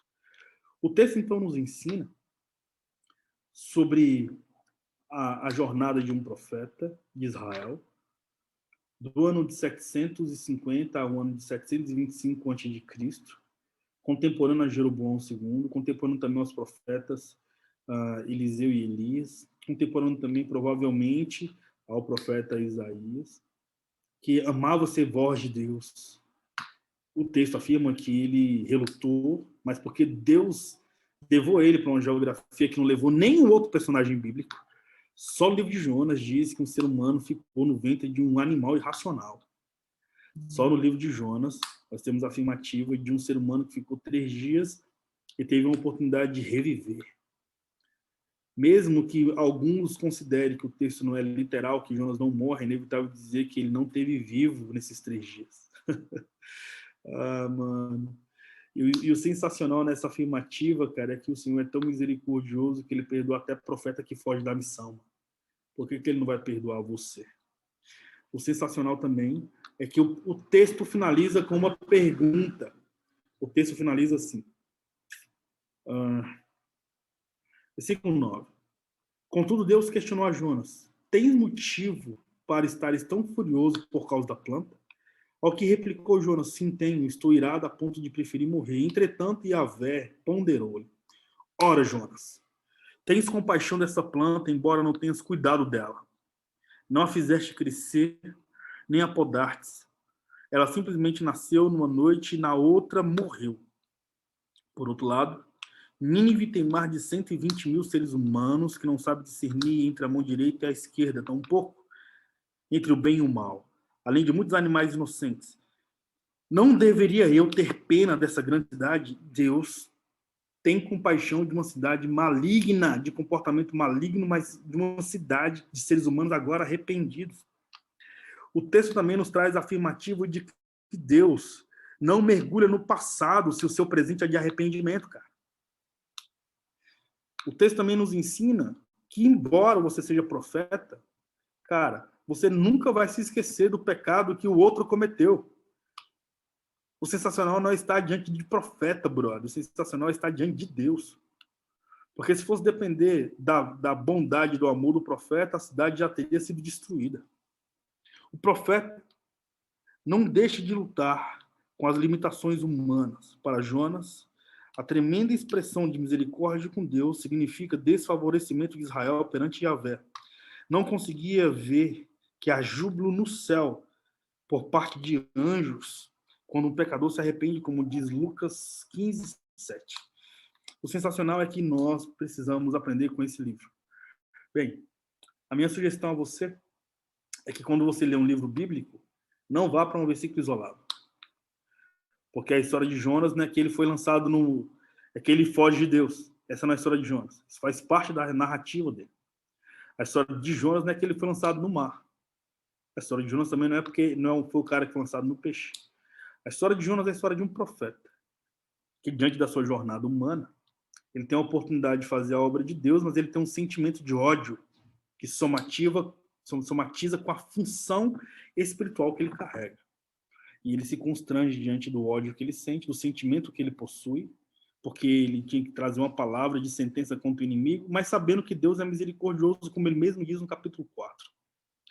E aí nós temos a afirmativa de um personagem bíblico, para mim, relevante demais, uma história que para mim também não é um folclore, para mim uma história extremamente racional, que faz todo sentido, inclusive, e que Deus nos ensina da seguinte maneira, cara, a partir dessa pergunta. É um livro, um dos poucos livros da Bíblia que finaliza com perguntas. Deus pergunta: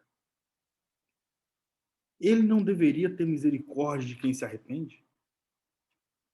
Por que a sua santidade é tão significativa que é maior que um arrependimento? Não é forte isso, cara? E ao mesmo tempo, cara, por que nós não podemos trilhar uma jornada e celebrar pecadores arrependidos da mesma forma que o céu celebra? Com isso, meus irmãos, hoje, a minha proposta nesse texto com você, nessa aula bônus, lembrando que nós estamos no curso Compreendendo as Escrituras, essa aula vai ficar gravada. A minha afirmativa, a minha reflexão maior é que ler as Escrituras não evidencia a personalidade de um profeta, mas personifica a misericórdia de um Deus que ama. Essa é a principal interpretação do livro de Jonas. Porque se trata da palavra de Deus, não da história de um profeta. Não é Deus que é narrado na história de um profeta, é um profeta que é narrado na história de Deus. Ok? Bem, com muita reverência e com muita honra, inclusive, sensibilidade e bom senso, eu quero dar a oportunidade aqui, ao vivo mesmo, de tirar suas dúvidas, ouvir seus questionamentos, suas discordâncias e aprender com cada pergunta ou com cada reflexão e resposta diante do que nós vamos viver a partir desse momento. Então, se você quiser falar alguma coisa, trazer algum questionamento sobre o texto que nós lemos, fique à vontade. Thaís, eu acho que você tinha uma dúvida, se quiser fazer, fica à vontade.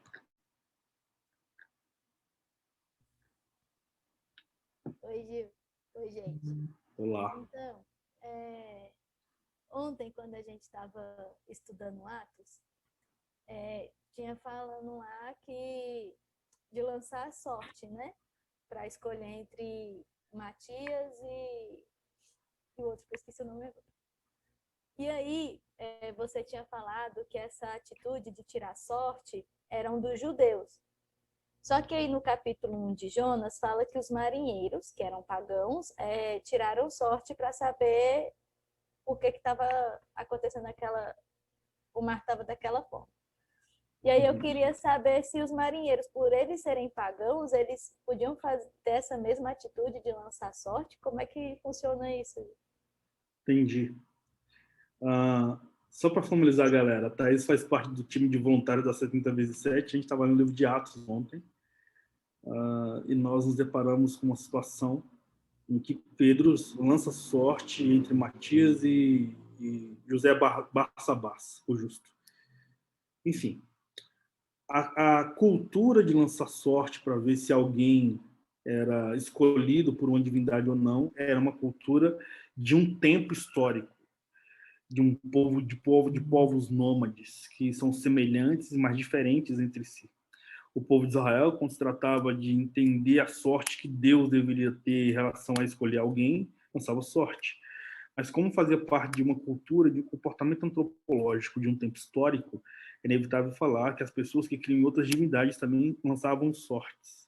E como se trata de um profeta do Deus vivo, é claro que essa intenção foi intencionalmente evidenciada por Deus, apontando para o profeta Jonas.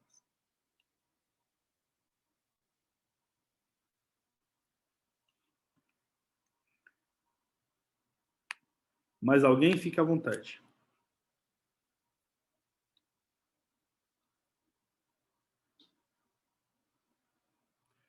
Jane, ficou claro para você ou você continua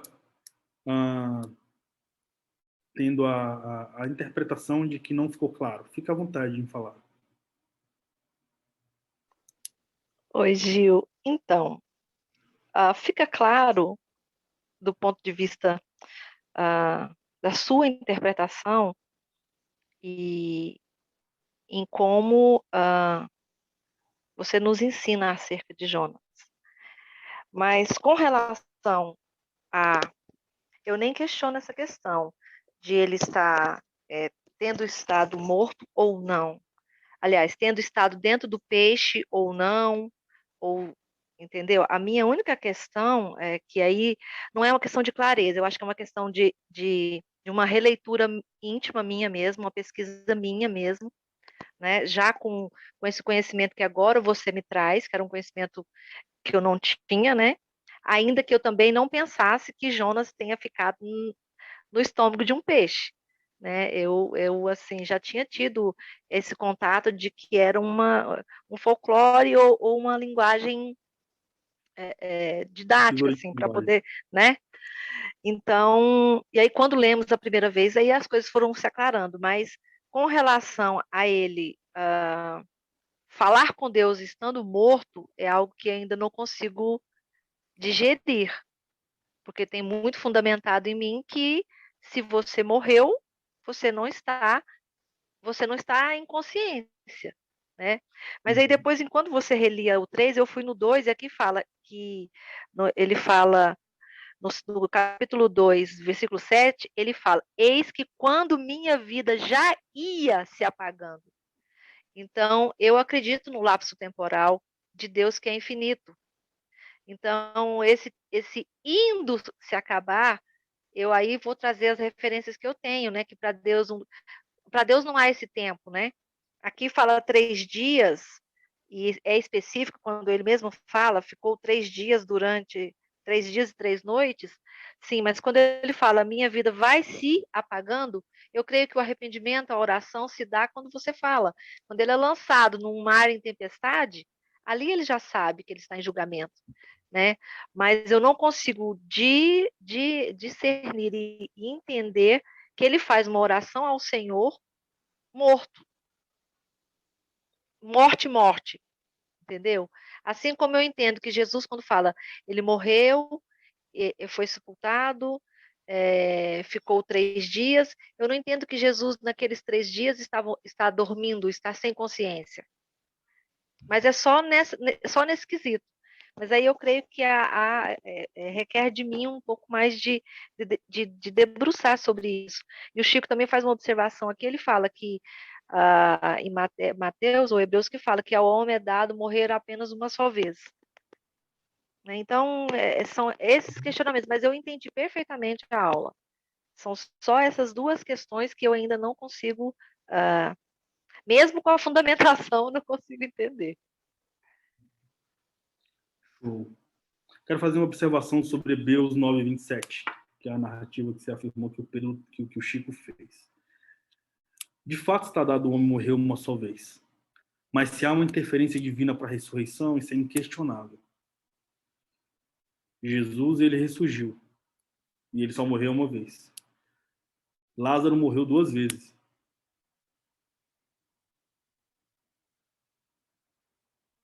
A filha de Jairo também morreu 2 vezes. A senhora que pregou para minha mãe morreu 2 vezes. A ressurreição, quando se fala de ressurreição, é inevitável falar que o Senhor devolveu a vida. Agora, se não houve interferência divina, vinda de Deus, nesse aspecto é inevitável. O sensacional que o texto de Hebreus, quando traz referência sobre estar dado o homem morrer uma só vez, está muito conotado a não haver reencarnação. Está muito conotado, cara, a um comportamento de invocar mortos. Nós também vamos ter essa mesma afirmação na oração do rico, orando a Deus, pedindo uma segunda chance para pregar para os seus parentes. Ele pede para que o Senhor devolva Lázaro, né? Quando nós temos a história do rico e de Lázaro. A grande verdade, Jane, é que é muito lícito as suas afirmativas, muito respeitáveis. O sensacional é que o texto nos traz essa conotação, né? É um texto, em toda a minha vida cristã, eu nunca vi ninguém dizer que Jonas ressuscitou. Então, eu já quero deixar claro que eu nunca ouvi isso de ninguém. Eu trago essa afirmativa porque eu li o livro. E na leitura do livro, no capítulo 2, é o que eu compreendo. Agora, se ele orou antes ou depois de estar morto, já é um assunto muito eterno, cara. Porque, para mim, do versículo 2 ao versículo 6, isso para mim está claro. Que ele tem esse contato com Deus já nesse ambiente que eu afirmo ser Apocalipse 20, quando afirma que o mar Deus mortos nele havia. Se trata de um ambiente eterno. Ok? Por algum motivo, o Senhor Deus dá uma segunda chance para Jonas. E essa segunda chance que o Senhor dá a Jonas é exclusiva. Deus não ressuscitou Ananias e Safira quando eles morreram, inclusive, porque pecaram contra a igreja do primeiro século. Mas nós vemos o Senhor Deus dando uma segunda chance para um profeta, para Jonas. Agora, repito, a nível racional, não faz sentido nenhum Jonas ficar 72 horas no ventre de um peixe. E aí eu acho que só completando, entra a minha fase das fés, né? Você mesmo nos ensinou, romântica, poética, etc. e tal. Diante dessa mesa que é tão tranquila, humana, né? Palpável, eu acho completamente passível, completamente passível, completamente possível Jonas ficar 3 dias na barriga de um peixe. Jonas ficar num ambiente inóspito, em que a fisiologia humana não conseguiria sobreviver. Enquanto você falava foram citando pessoas que Jesus ressuscitou, eu sempre lembro de Enoque, né? Porque Enoque também, você vai ler no texto, de repente fala, e Enoque não era mais. porque Deus o trouxe para si, né? Então a pessoa está caminhando e Deus leva. Elias também, diante de Eliseu. Então, pode ser a minha fé romântica ainda, poética, que salta mais do que a fé bíblica. Mas mesmo diante de um texto, de todas as características que você traz de forma tão contundente, eu acho totalmente passível de ter acontecido, Jonas ter sido lançado num ambiente inóspito, fisiologicamente, impossível de sobrevivência, e ali, nesse ambiente, ele ter esse profundo encontro com o Senhor e clamar. Eu acho totalmente passível, entendeu? Então, eu não tenho dificuldade de entender, e essa conjectura não muda a minha fé, entendeu? E nem tira a grandeza do que Deus fez com Jonas para alcançar Nínive.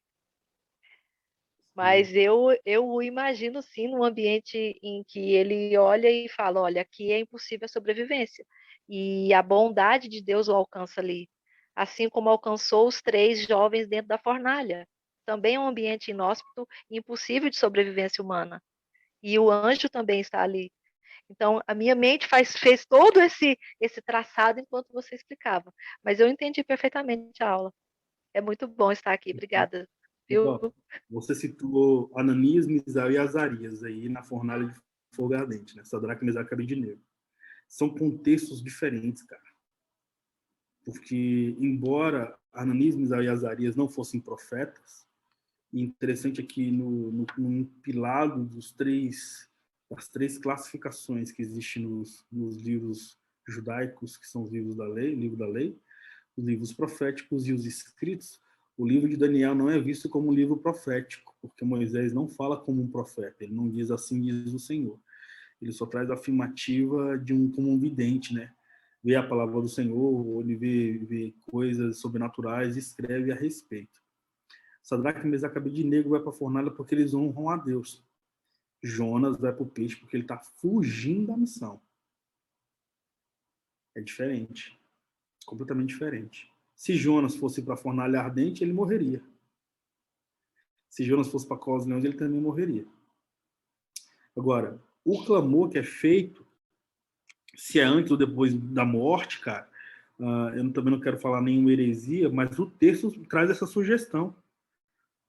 Porque eu dei uma referência de Apocalipse capítulo 20, que fala sobre o mar nos mortos que nele havia, sobre esse ambiente eterno que é o mar, que não se fala no comportamento eclesiástico. Nós não temos consciência cristã do que é o inferno, do que é o céu, mano. Mas a Bíblia fala sobre um abismo que não é nem inferno nem céu. A Bíblia fala sobre um destino eterno para quem não tem o nome escrito no livro da vida, que não é nem o inferno nem a morte, mas é o mar. E é pouco explanado. Então, eu repito, eu acredito que é um texto que mexe com as nossas crenças e com aquilo que a gente acredita e aprendeu até aqui. E muitos, inclusive, que estão aqui, nunca leram o livro de Jonas como leram ao sentarem nessa mesa. Houve pessoas que nem sabiam que Jonas odiou o arrependimento de Nínive, inclusive. Então, olha que interessante a importância de lermos um livro todo antes de chegarmos a uma conclusão, um capítulo. Porque, às vezes, cara, eu repito, o capítulo e o versículo só foram acrescentados foi em 1226, foi colocados os capítulos, porque alguém traduziu a Vulgata Latina para o francês, o chanceler da Universidade de Paris, e depois Lutero faz a tradução da Vulgata Latina para o alemão, tendo a Bíblia de Lutero, a Bíblia protestante. Então nós temos essa conscientização, cara, da divindade no texto e da misericórdia de Deus. E olha que interessante. Por se tratar de Jonas, de alguém que foi cuspido da barriga de um peixe, não dá para acreditar, ainda que o texto fala que ele morreu. Para nós ainda, é mais fácil pensar que ele ficou 3 dias vivo. Mas, racionalmente falando, é impossível isso acontecer, cara. Mesmo que ele tenha orado antes de morrer, Chico, é impossível ele ter ficado 3 dias vivo. Impossível. a não ser que ele ficou em uma bolha de oxigênio dentro de um peixe muito grande.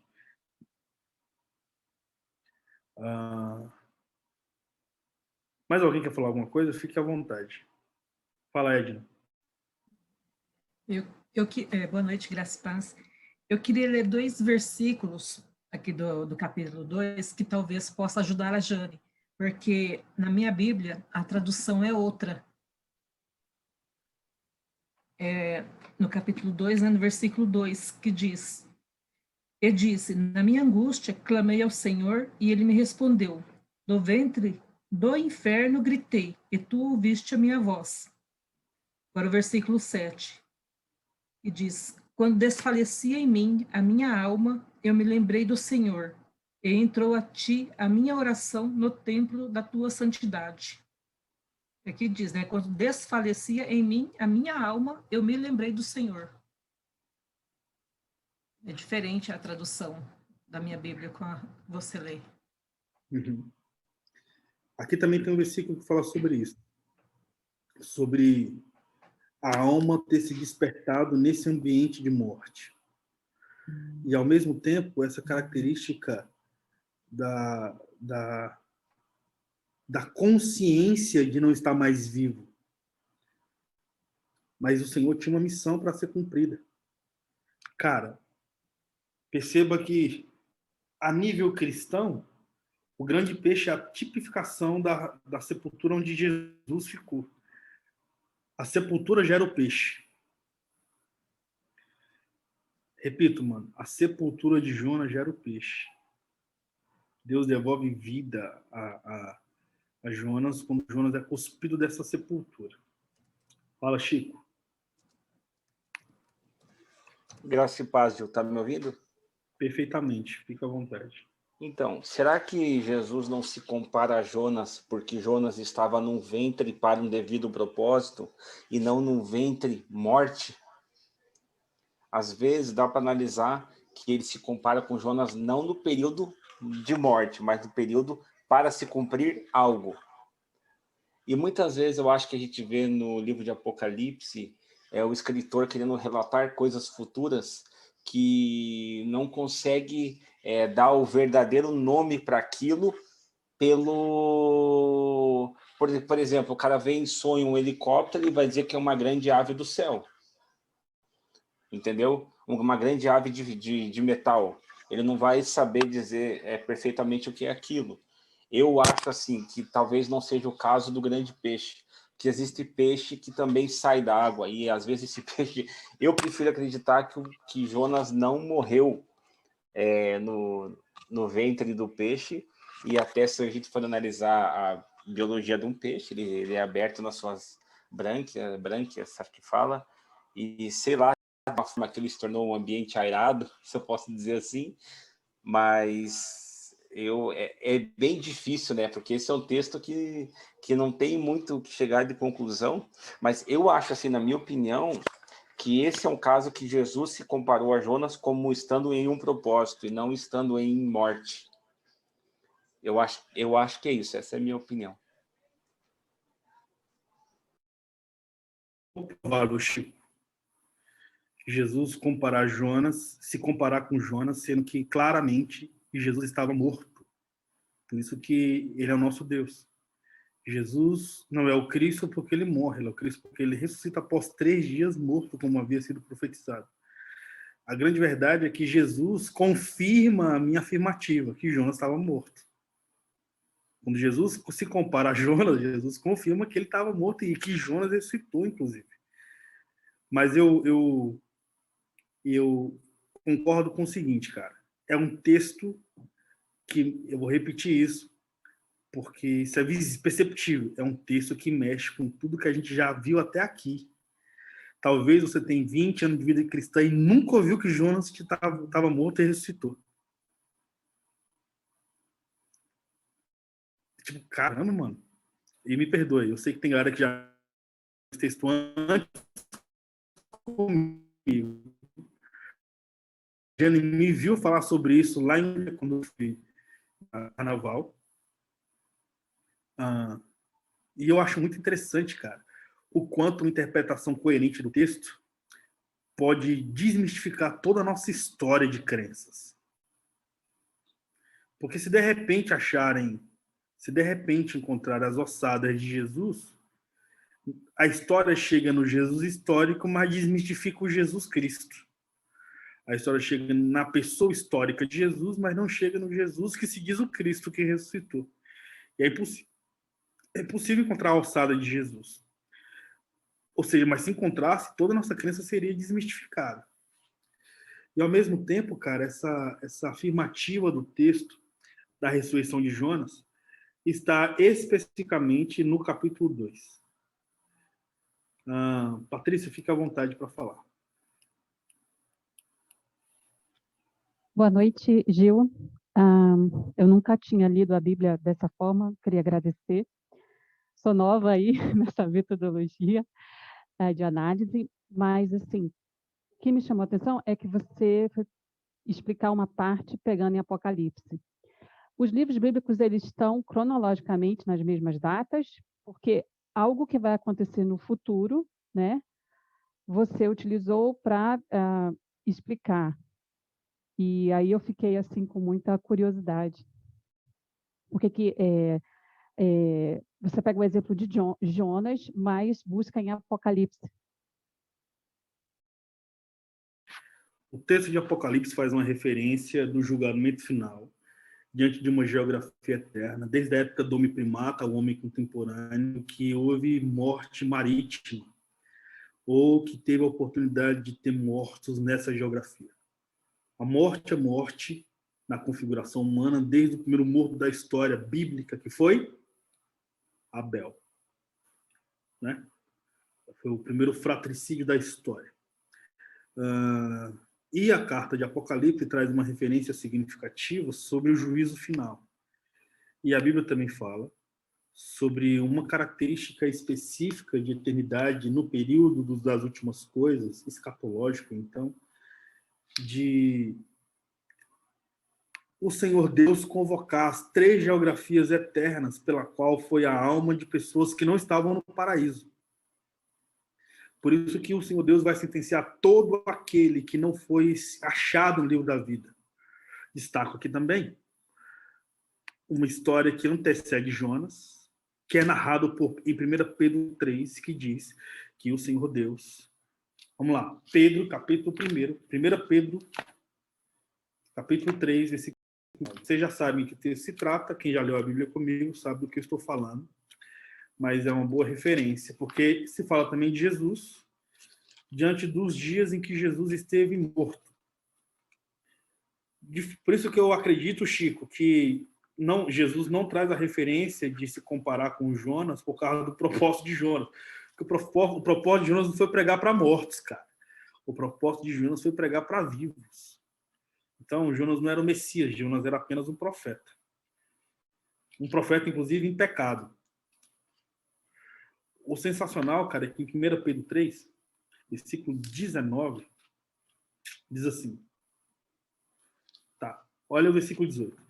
Pois Cristo também foi crucificado uma única vez por nossos pecados, justos pelos injustos, com o propósito de conduzir-nos a Deus, morto de fato na carne, mas vivificado no Espírito, no qual igualmente proclamou aos espíritos em prisão, os quais, na antiguidade, foram rebeldes durante o tempo em que Deus pacientemente aguardava a construção da arca nos dias de Noé. Na arca, apenas algumas pessoas, a saber, 8, foram salvas por meio das águas, que, prefigurando o batismo, agora também nos salva o qual não é a remoção das impurezas do corpo humano, mas sim o resultado de uma boa consciência para com Deus por intermédio da ressurreição de Cristo, o qual, havendo subido aos céus, reina à direita de Deus, e a ele são sujeitados todos os anjos, autoridades e poderes. Versículo 19, então, diz que no qual igualmente foi e proclamou aos espíritos em prisão, os quais na antiguidade foram rebeldes. O único texto, Patrícia, que afirma que Jesus pregou a espíritos em prisão de Pedro. Não vai ter nenhum outro texto da Bíblia que diz isso. Depois você vai ter o texto de Apocalipse, capítulo 1. Abre lá comigo, Apocalipse 1.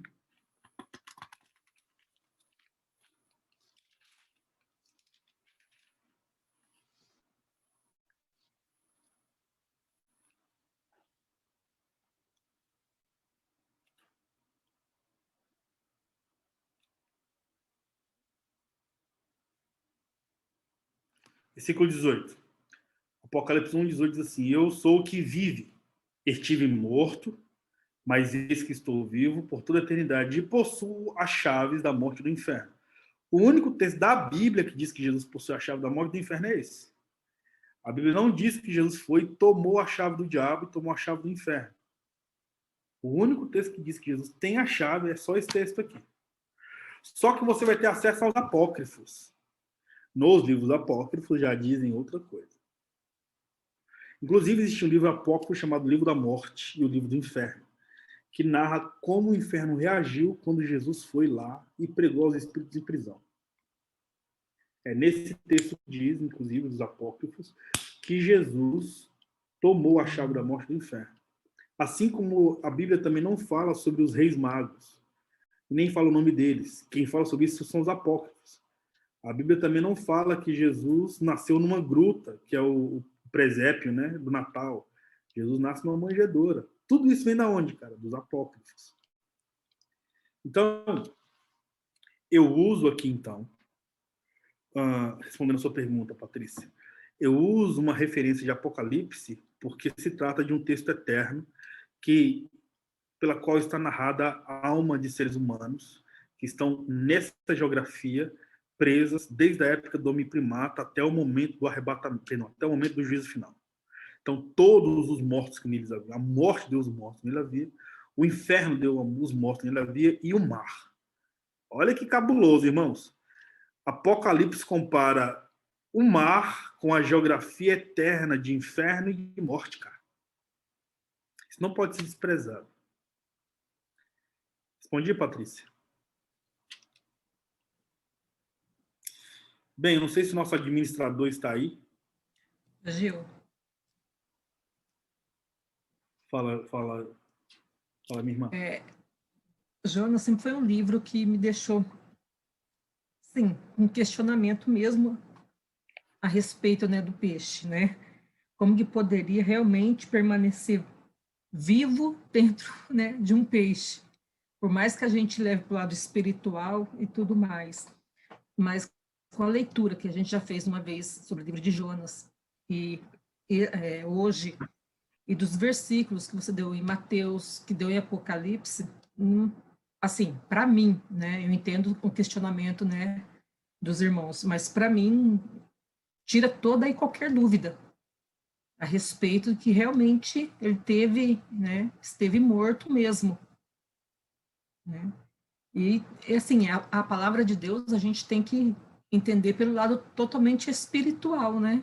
Como a gente já está lendo o livro, né, está lendo a Bíblia já há algum tempo, que há coisas que a gente não tem como entender, como no caso do Levita lá, que teve, né, a mulher violada, depois esquartejou, uma coisa assim que assim, sobrenatural mesmo, que a gente tem que levar por esse lado. Se a gente, e dentro também, como você mostra, os versículos que vêm compor, né, tudo isso que a gente está lendo, né, em outros livros, né?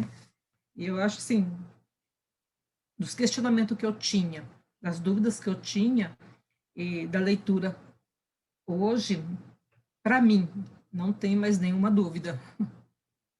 E dá uma boa pregação, né? Obrigado, Edna. Neia, fica à vontade. Oi. Eu quero compartilhar algo aqui bem interessante que tem aqui nas minhas notas, que fala sobre o que antes a Jane, né, estava falando. Olha que bacana. A respeito desse peixe em geral, sobre os prodígios enumerados pelo autor do livro de Jonas, a introdução aos profetas. Este cântico mosaico de elementos tirados de diversos salmos tem a estrutura habitual dos salmos de ação de graças, menção às angústias passadas, relato da libertação. Os salmistas comparam os grandes perigos com a morte e a libertação com a ressurreição. O mesmo faz o autor aqui no versículo 6, 7 e 8 do 2. o mar inimigo de Deus desde a origem.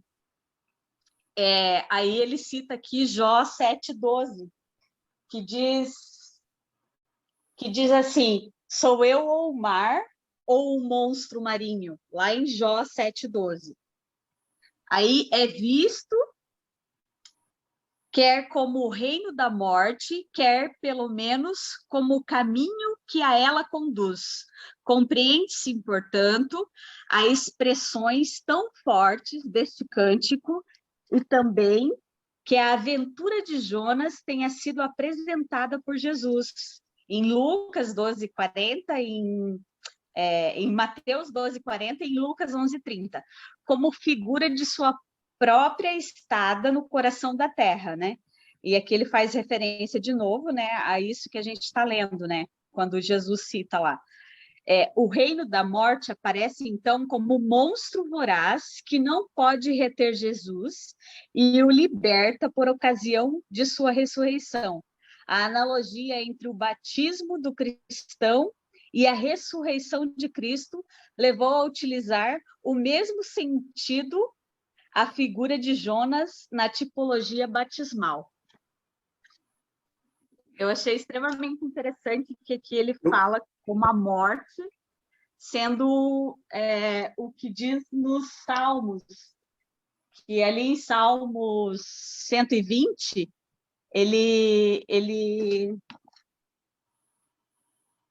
Salmo 121, ele diz, na minha angústia clamo ao Senhor e ele me ouve. Ele diz aqui, basicamente, que a figura de linguagem de Jonas condiz com os salmos. Não, sem sombra de dúvidas. O capítulo 2 de Jonas é um salmo. É uma reconfiguração de uma figura de linguagem que expressa, na verdade, gratidão por misericórdia. Não é um salmo porque não está no livro de Salmos, mas tem uma mesma figura de linguagem. Também traz a mesma reconfiguração. Cara, o autor o comentarista desse texto, eu não sei quem é, mas ele fez um liquidificador com a morte de Jonas, configurando até com a ressurreição no batismo nas águas. Que quando o cristão morre, quando ele vai, isso no batismo por imersão, né? Quando ele desce no batismo, ele morre. Quando ele sobe, ele ressuscita. Cara, mas não tem nada a ver com o texto. O texto não fala sobre batismo de arrependimento nesse aspecto. Fala sobre, embora traz uma configuração e aponta para o arrependimento de Jonas. Não faz sim, porque Jonas se arrepende exatamente quando ele vai para o ventre do grande peixe. A grande verdade, cara, é que o capítulo 2 de Jonas, sim, é um Salmos, ou seja, ele expressa, Salmos é configurado como um texto poético que expressa angústia, euforia ou gratidão e louvor. Aqui ele simplesmente clama ao Senhor, glorificando a Deus pela segunda chance que ele tem pelo peixe ter vomitado ele. Bem, tipologia é o que nós temos em grande escala. A Edna lembrou uma parada que é significativa. Eu repito, é um texto que mexe muito com sua crença, irmão. Mexe muito com o que você aprendeu até aqui. Mexer com isso, cara, é constrangedor para você. E é por isso que é interessante nós lermos do que vivermos a partir daquilo que nós ouvimos ao longo do comportamento histórico. É por isso que eu estou com a Bíblia aberta, lendo o livro todo, para nós entendermos o que o texto diz. E o que o texto diz é que ele morre. Agora, vamos sair da interpretação e vamos para o texto. Já que nós estamos tão focados no capítulo 2. E, para mim, irmãos, eu acho isso sensacional. Eu espero que você não esteja constrangido de participar de tudo isso. Ok? Vamos, então, ler novamente capítulo 2. Então, dentro do ventre do peixe, Jonas orou a Yahvé, o seu Elohim Deus, e disse, em meu desespero, clamei a Yahvé. Ele me respondeu, do ventre da morte gritei por livramento, e tu, ó Senhor, vistes o meu clamor. Pois me lançastes nas profundezas do coração dos mares, e nas correntezas formaram um turbilhão ao meu redor. Todas as grandes ondas vagas passaram por sobre mim. Então pensei, fui expulso da tua presença. Poderei contemplar o teu santo templo uma vez mais? Eis que as águas todas me cercaram, até as profundezas da alma. O abismo me cercou. As águas marinhas se enrolaram em minha cabeça. Afundei até chegar aos fundamentos dos montes, a terra embaixo, cujas trancas me aprisionaram para sempre. No entanto, tu fizeste subir a minha vida de volta da sepultura.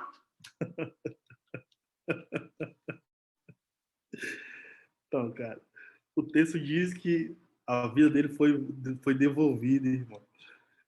Vamos lá. Eis que quando a minha vida já ia se apagando, eu me lembrei de ti, Yahvé. E a minha oração subiu à tua presença, ao teu santo templo. Aqueles que acreditam em ídolos inúteis afastam de ti a verdadeira piedade benevolente. Eu, porém, te oferecerei sacrifícios com voz de ação de graças. O que prometi cumprirei fielmente. Sim, eis que a salvação vem de Yahvé. E Yahvé deu ordem ao peixe, e este vomitou Jonas. Quero fazer agora uma outra pergunta para vocês. Você que está assistindo às aulas do Compreendendo as Escrituras desde quando nós estávamos ainda nas lives lá no meu Instagram. A interpretação que você tem do livro do livro de Jonas é alegórica ou é literal?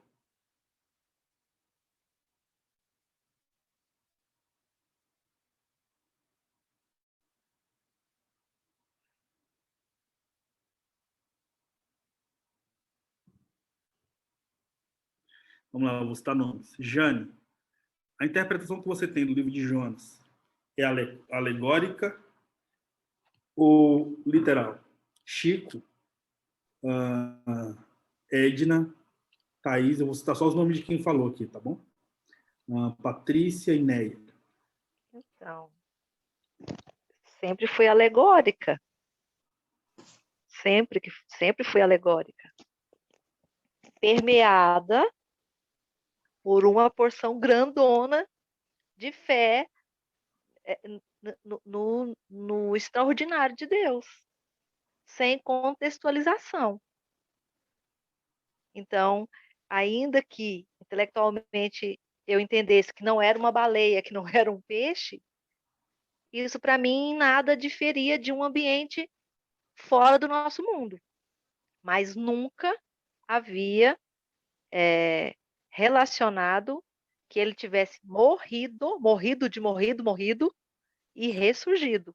Ainda que isso não me Morrido traz do parar nenhum de tipo tirar de mais dar. entendeu? Por quê? Quando você faz essa observação, inclusive, sobre respirar, o que me vem à mente? Uma criança respira dentro do ventre materno. Eu não tenho nenhum problema em entender Jonas. Por isso que o Chico faz uma citação aqui, mas eu também discordo. Vamos lá, perdão, vou te cortar rapidinho. As Jonas respirando pelo cordão umbilical do peixe ou de Deus? Cordão umbilical de Deus, do Espírito, de forma extraordinária, de forma sobrenatural. Assim como Eliseu está andando com Elias e uma carruagem de fogo, cavalos, sai do céu, passa e leva Elias.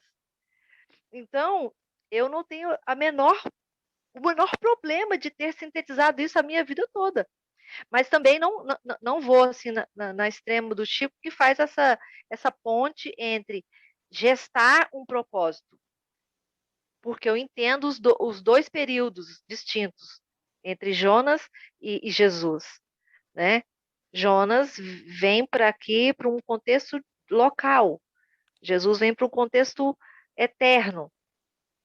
Mas a subsistência dele dentro de um local totalmente inexplicavelmente, intelectualmente, para mim nunca foi problema. Então sempre foi alegórico. Eu não estou lendo os comentários. Boa noite, Gil. Desculpa, não ouvi. Ô, Gil, há possibilidade dela ser alegórica e não alegórica?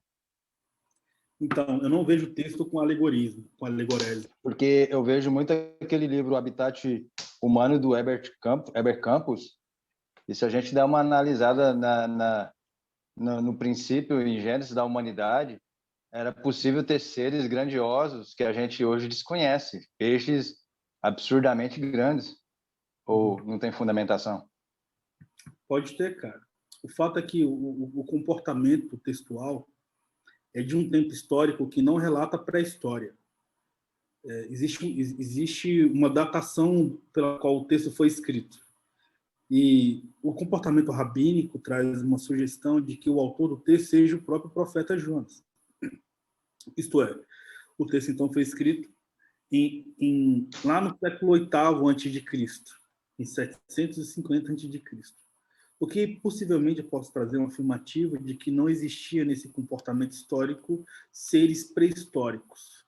Alguém citou aqui a passagem de Jó. O peixe marinho que está narrado no livro de Jó é um dinossauro, trazendo a configuração, cara, de que provavelmente Jó ou é uma ficção judaica. Eu já falei muito sobre o livro de Jó. Existe uma afirmativa que quem escreve Jó pode ser Moisés, pode ser Elias, pode ser Miqueias, ou pode ser o próprio Jó.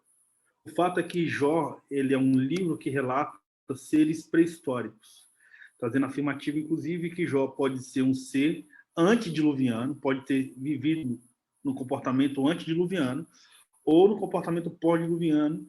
O que se sabe também é que, possivelmente, provavelmente, os amigos de Jó sejam amigos também de Abraão. Então, tudo isso são possibilidades. Eu não posso trazer nenhum tipo de afirmativa, tipo, é e não é. Agora, em relação ao texto de Jonas, eu não vejo com alegorese, eu não vejo isso como alegoria. Eu vejo como literalidade. Tipo, se você perguntar, como é que você vê, professor? Eu vejo o texto como Jonas sendo engolido por um peixe, morre e depois ele ressuscita. E enquanto ele é jogado no mar, ele pode ter feito essa oração em processo de afogamento. O fato é que quando o peixe engole, ele já está morto. Ou ele pode ter feito essa oração morto. E isso é um mistério de Deus. A alegorese, na minha interpretação, vem quando Jonas ele ora e ele mesmo diz que foi no ventre da morte que ele ditou. Qual é o fundamento que ele pode ter orado na morte? Versículo 2. Eu estou trazendo o fundamento. Em meu desespero, versículo 2 do capítulo 2, em meu desespero clamei a Yahvé e ele me respondeu. No ventre da morte gritei por livramento. E tu, ó Senhor, viste o meu clamor. A Bíblia diz que ele estava num ambiente que gerou a morte. Ou seja, a morte vem não no ventre do peixe. O ventre da morte é aonde? Quando ele é lançado no mar, furioso. Quando o peixe engole ele, cara, enfim, ele já está morto. Ou seja, eu não vejo o texto com alegorese, Jane. Eu vejo o texto com literalidade. Por causa do capítulo 2.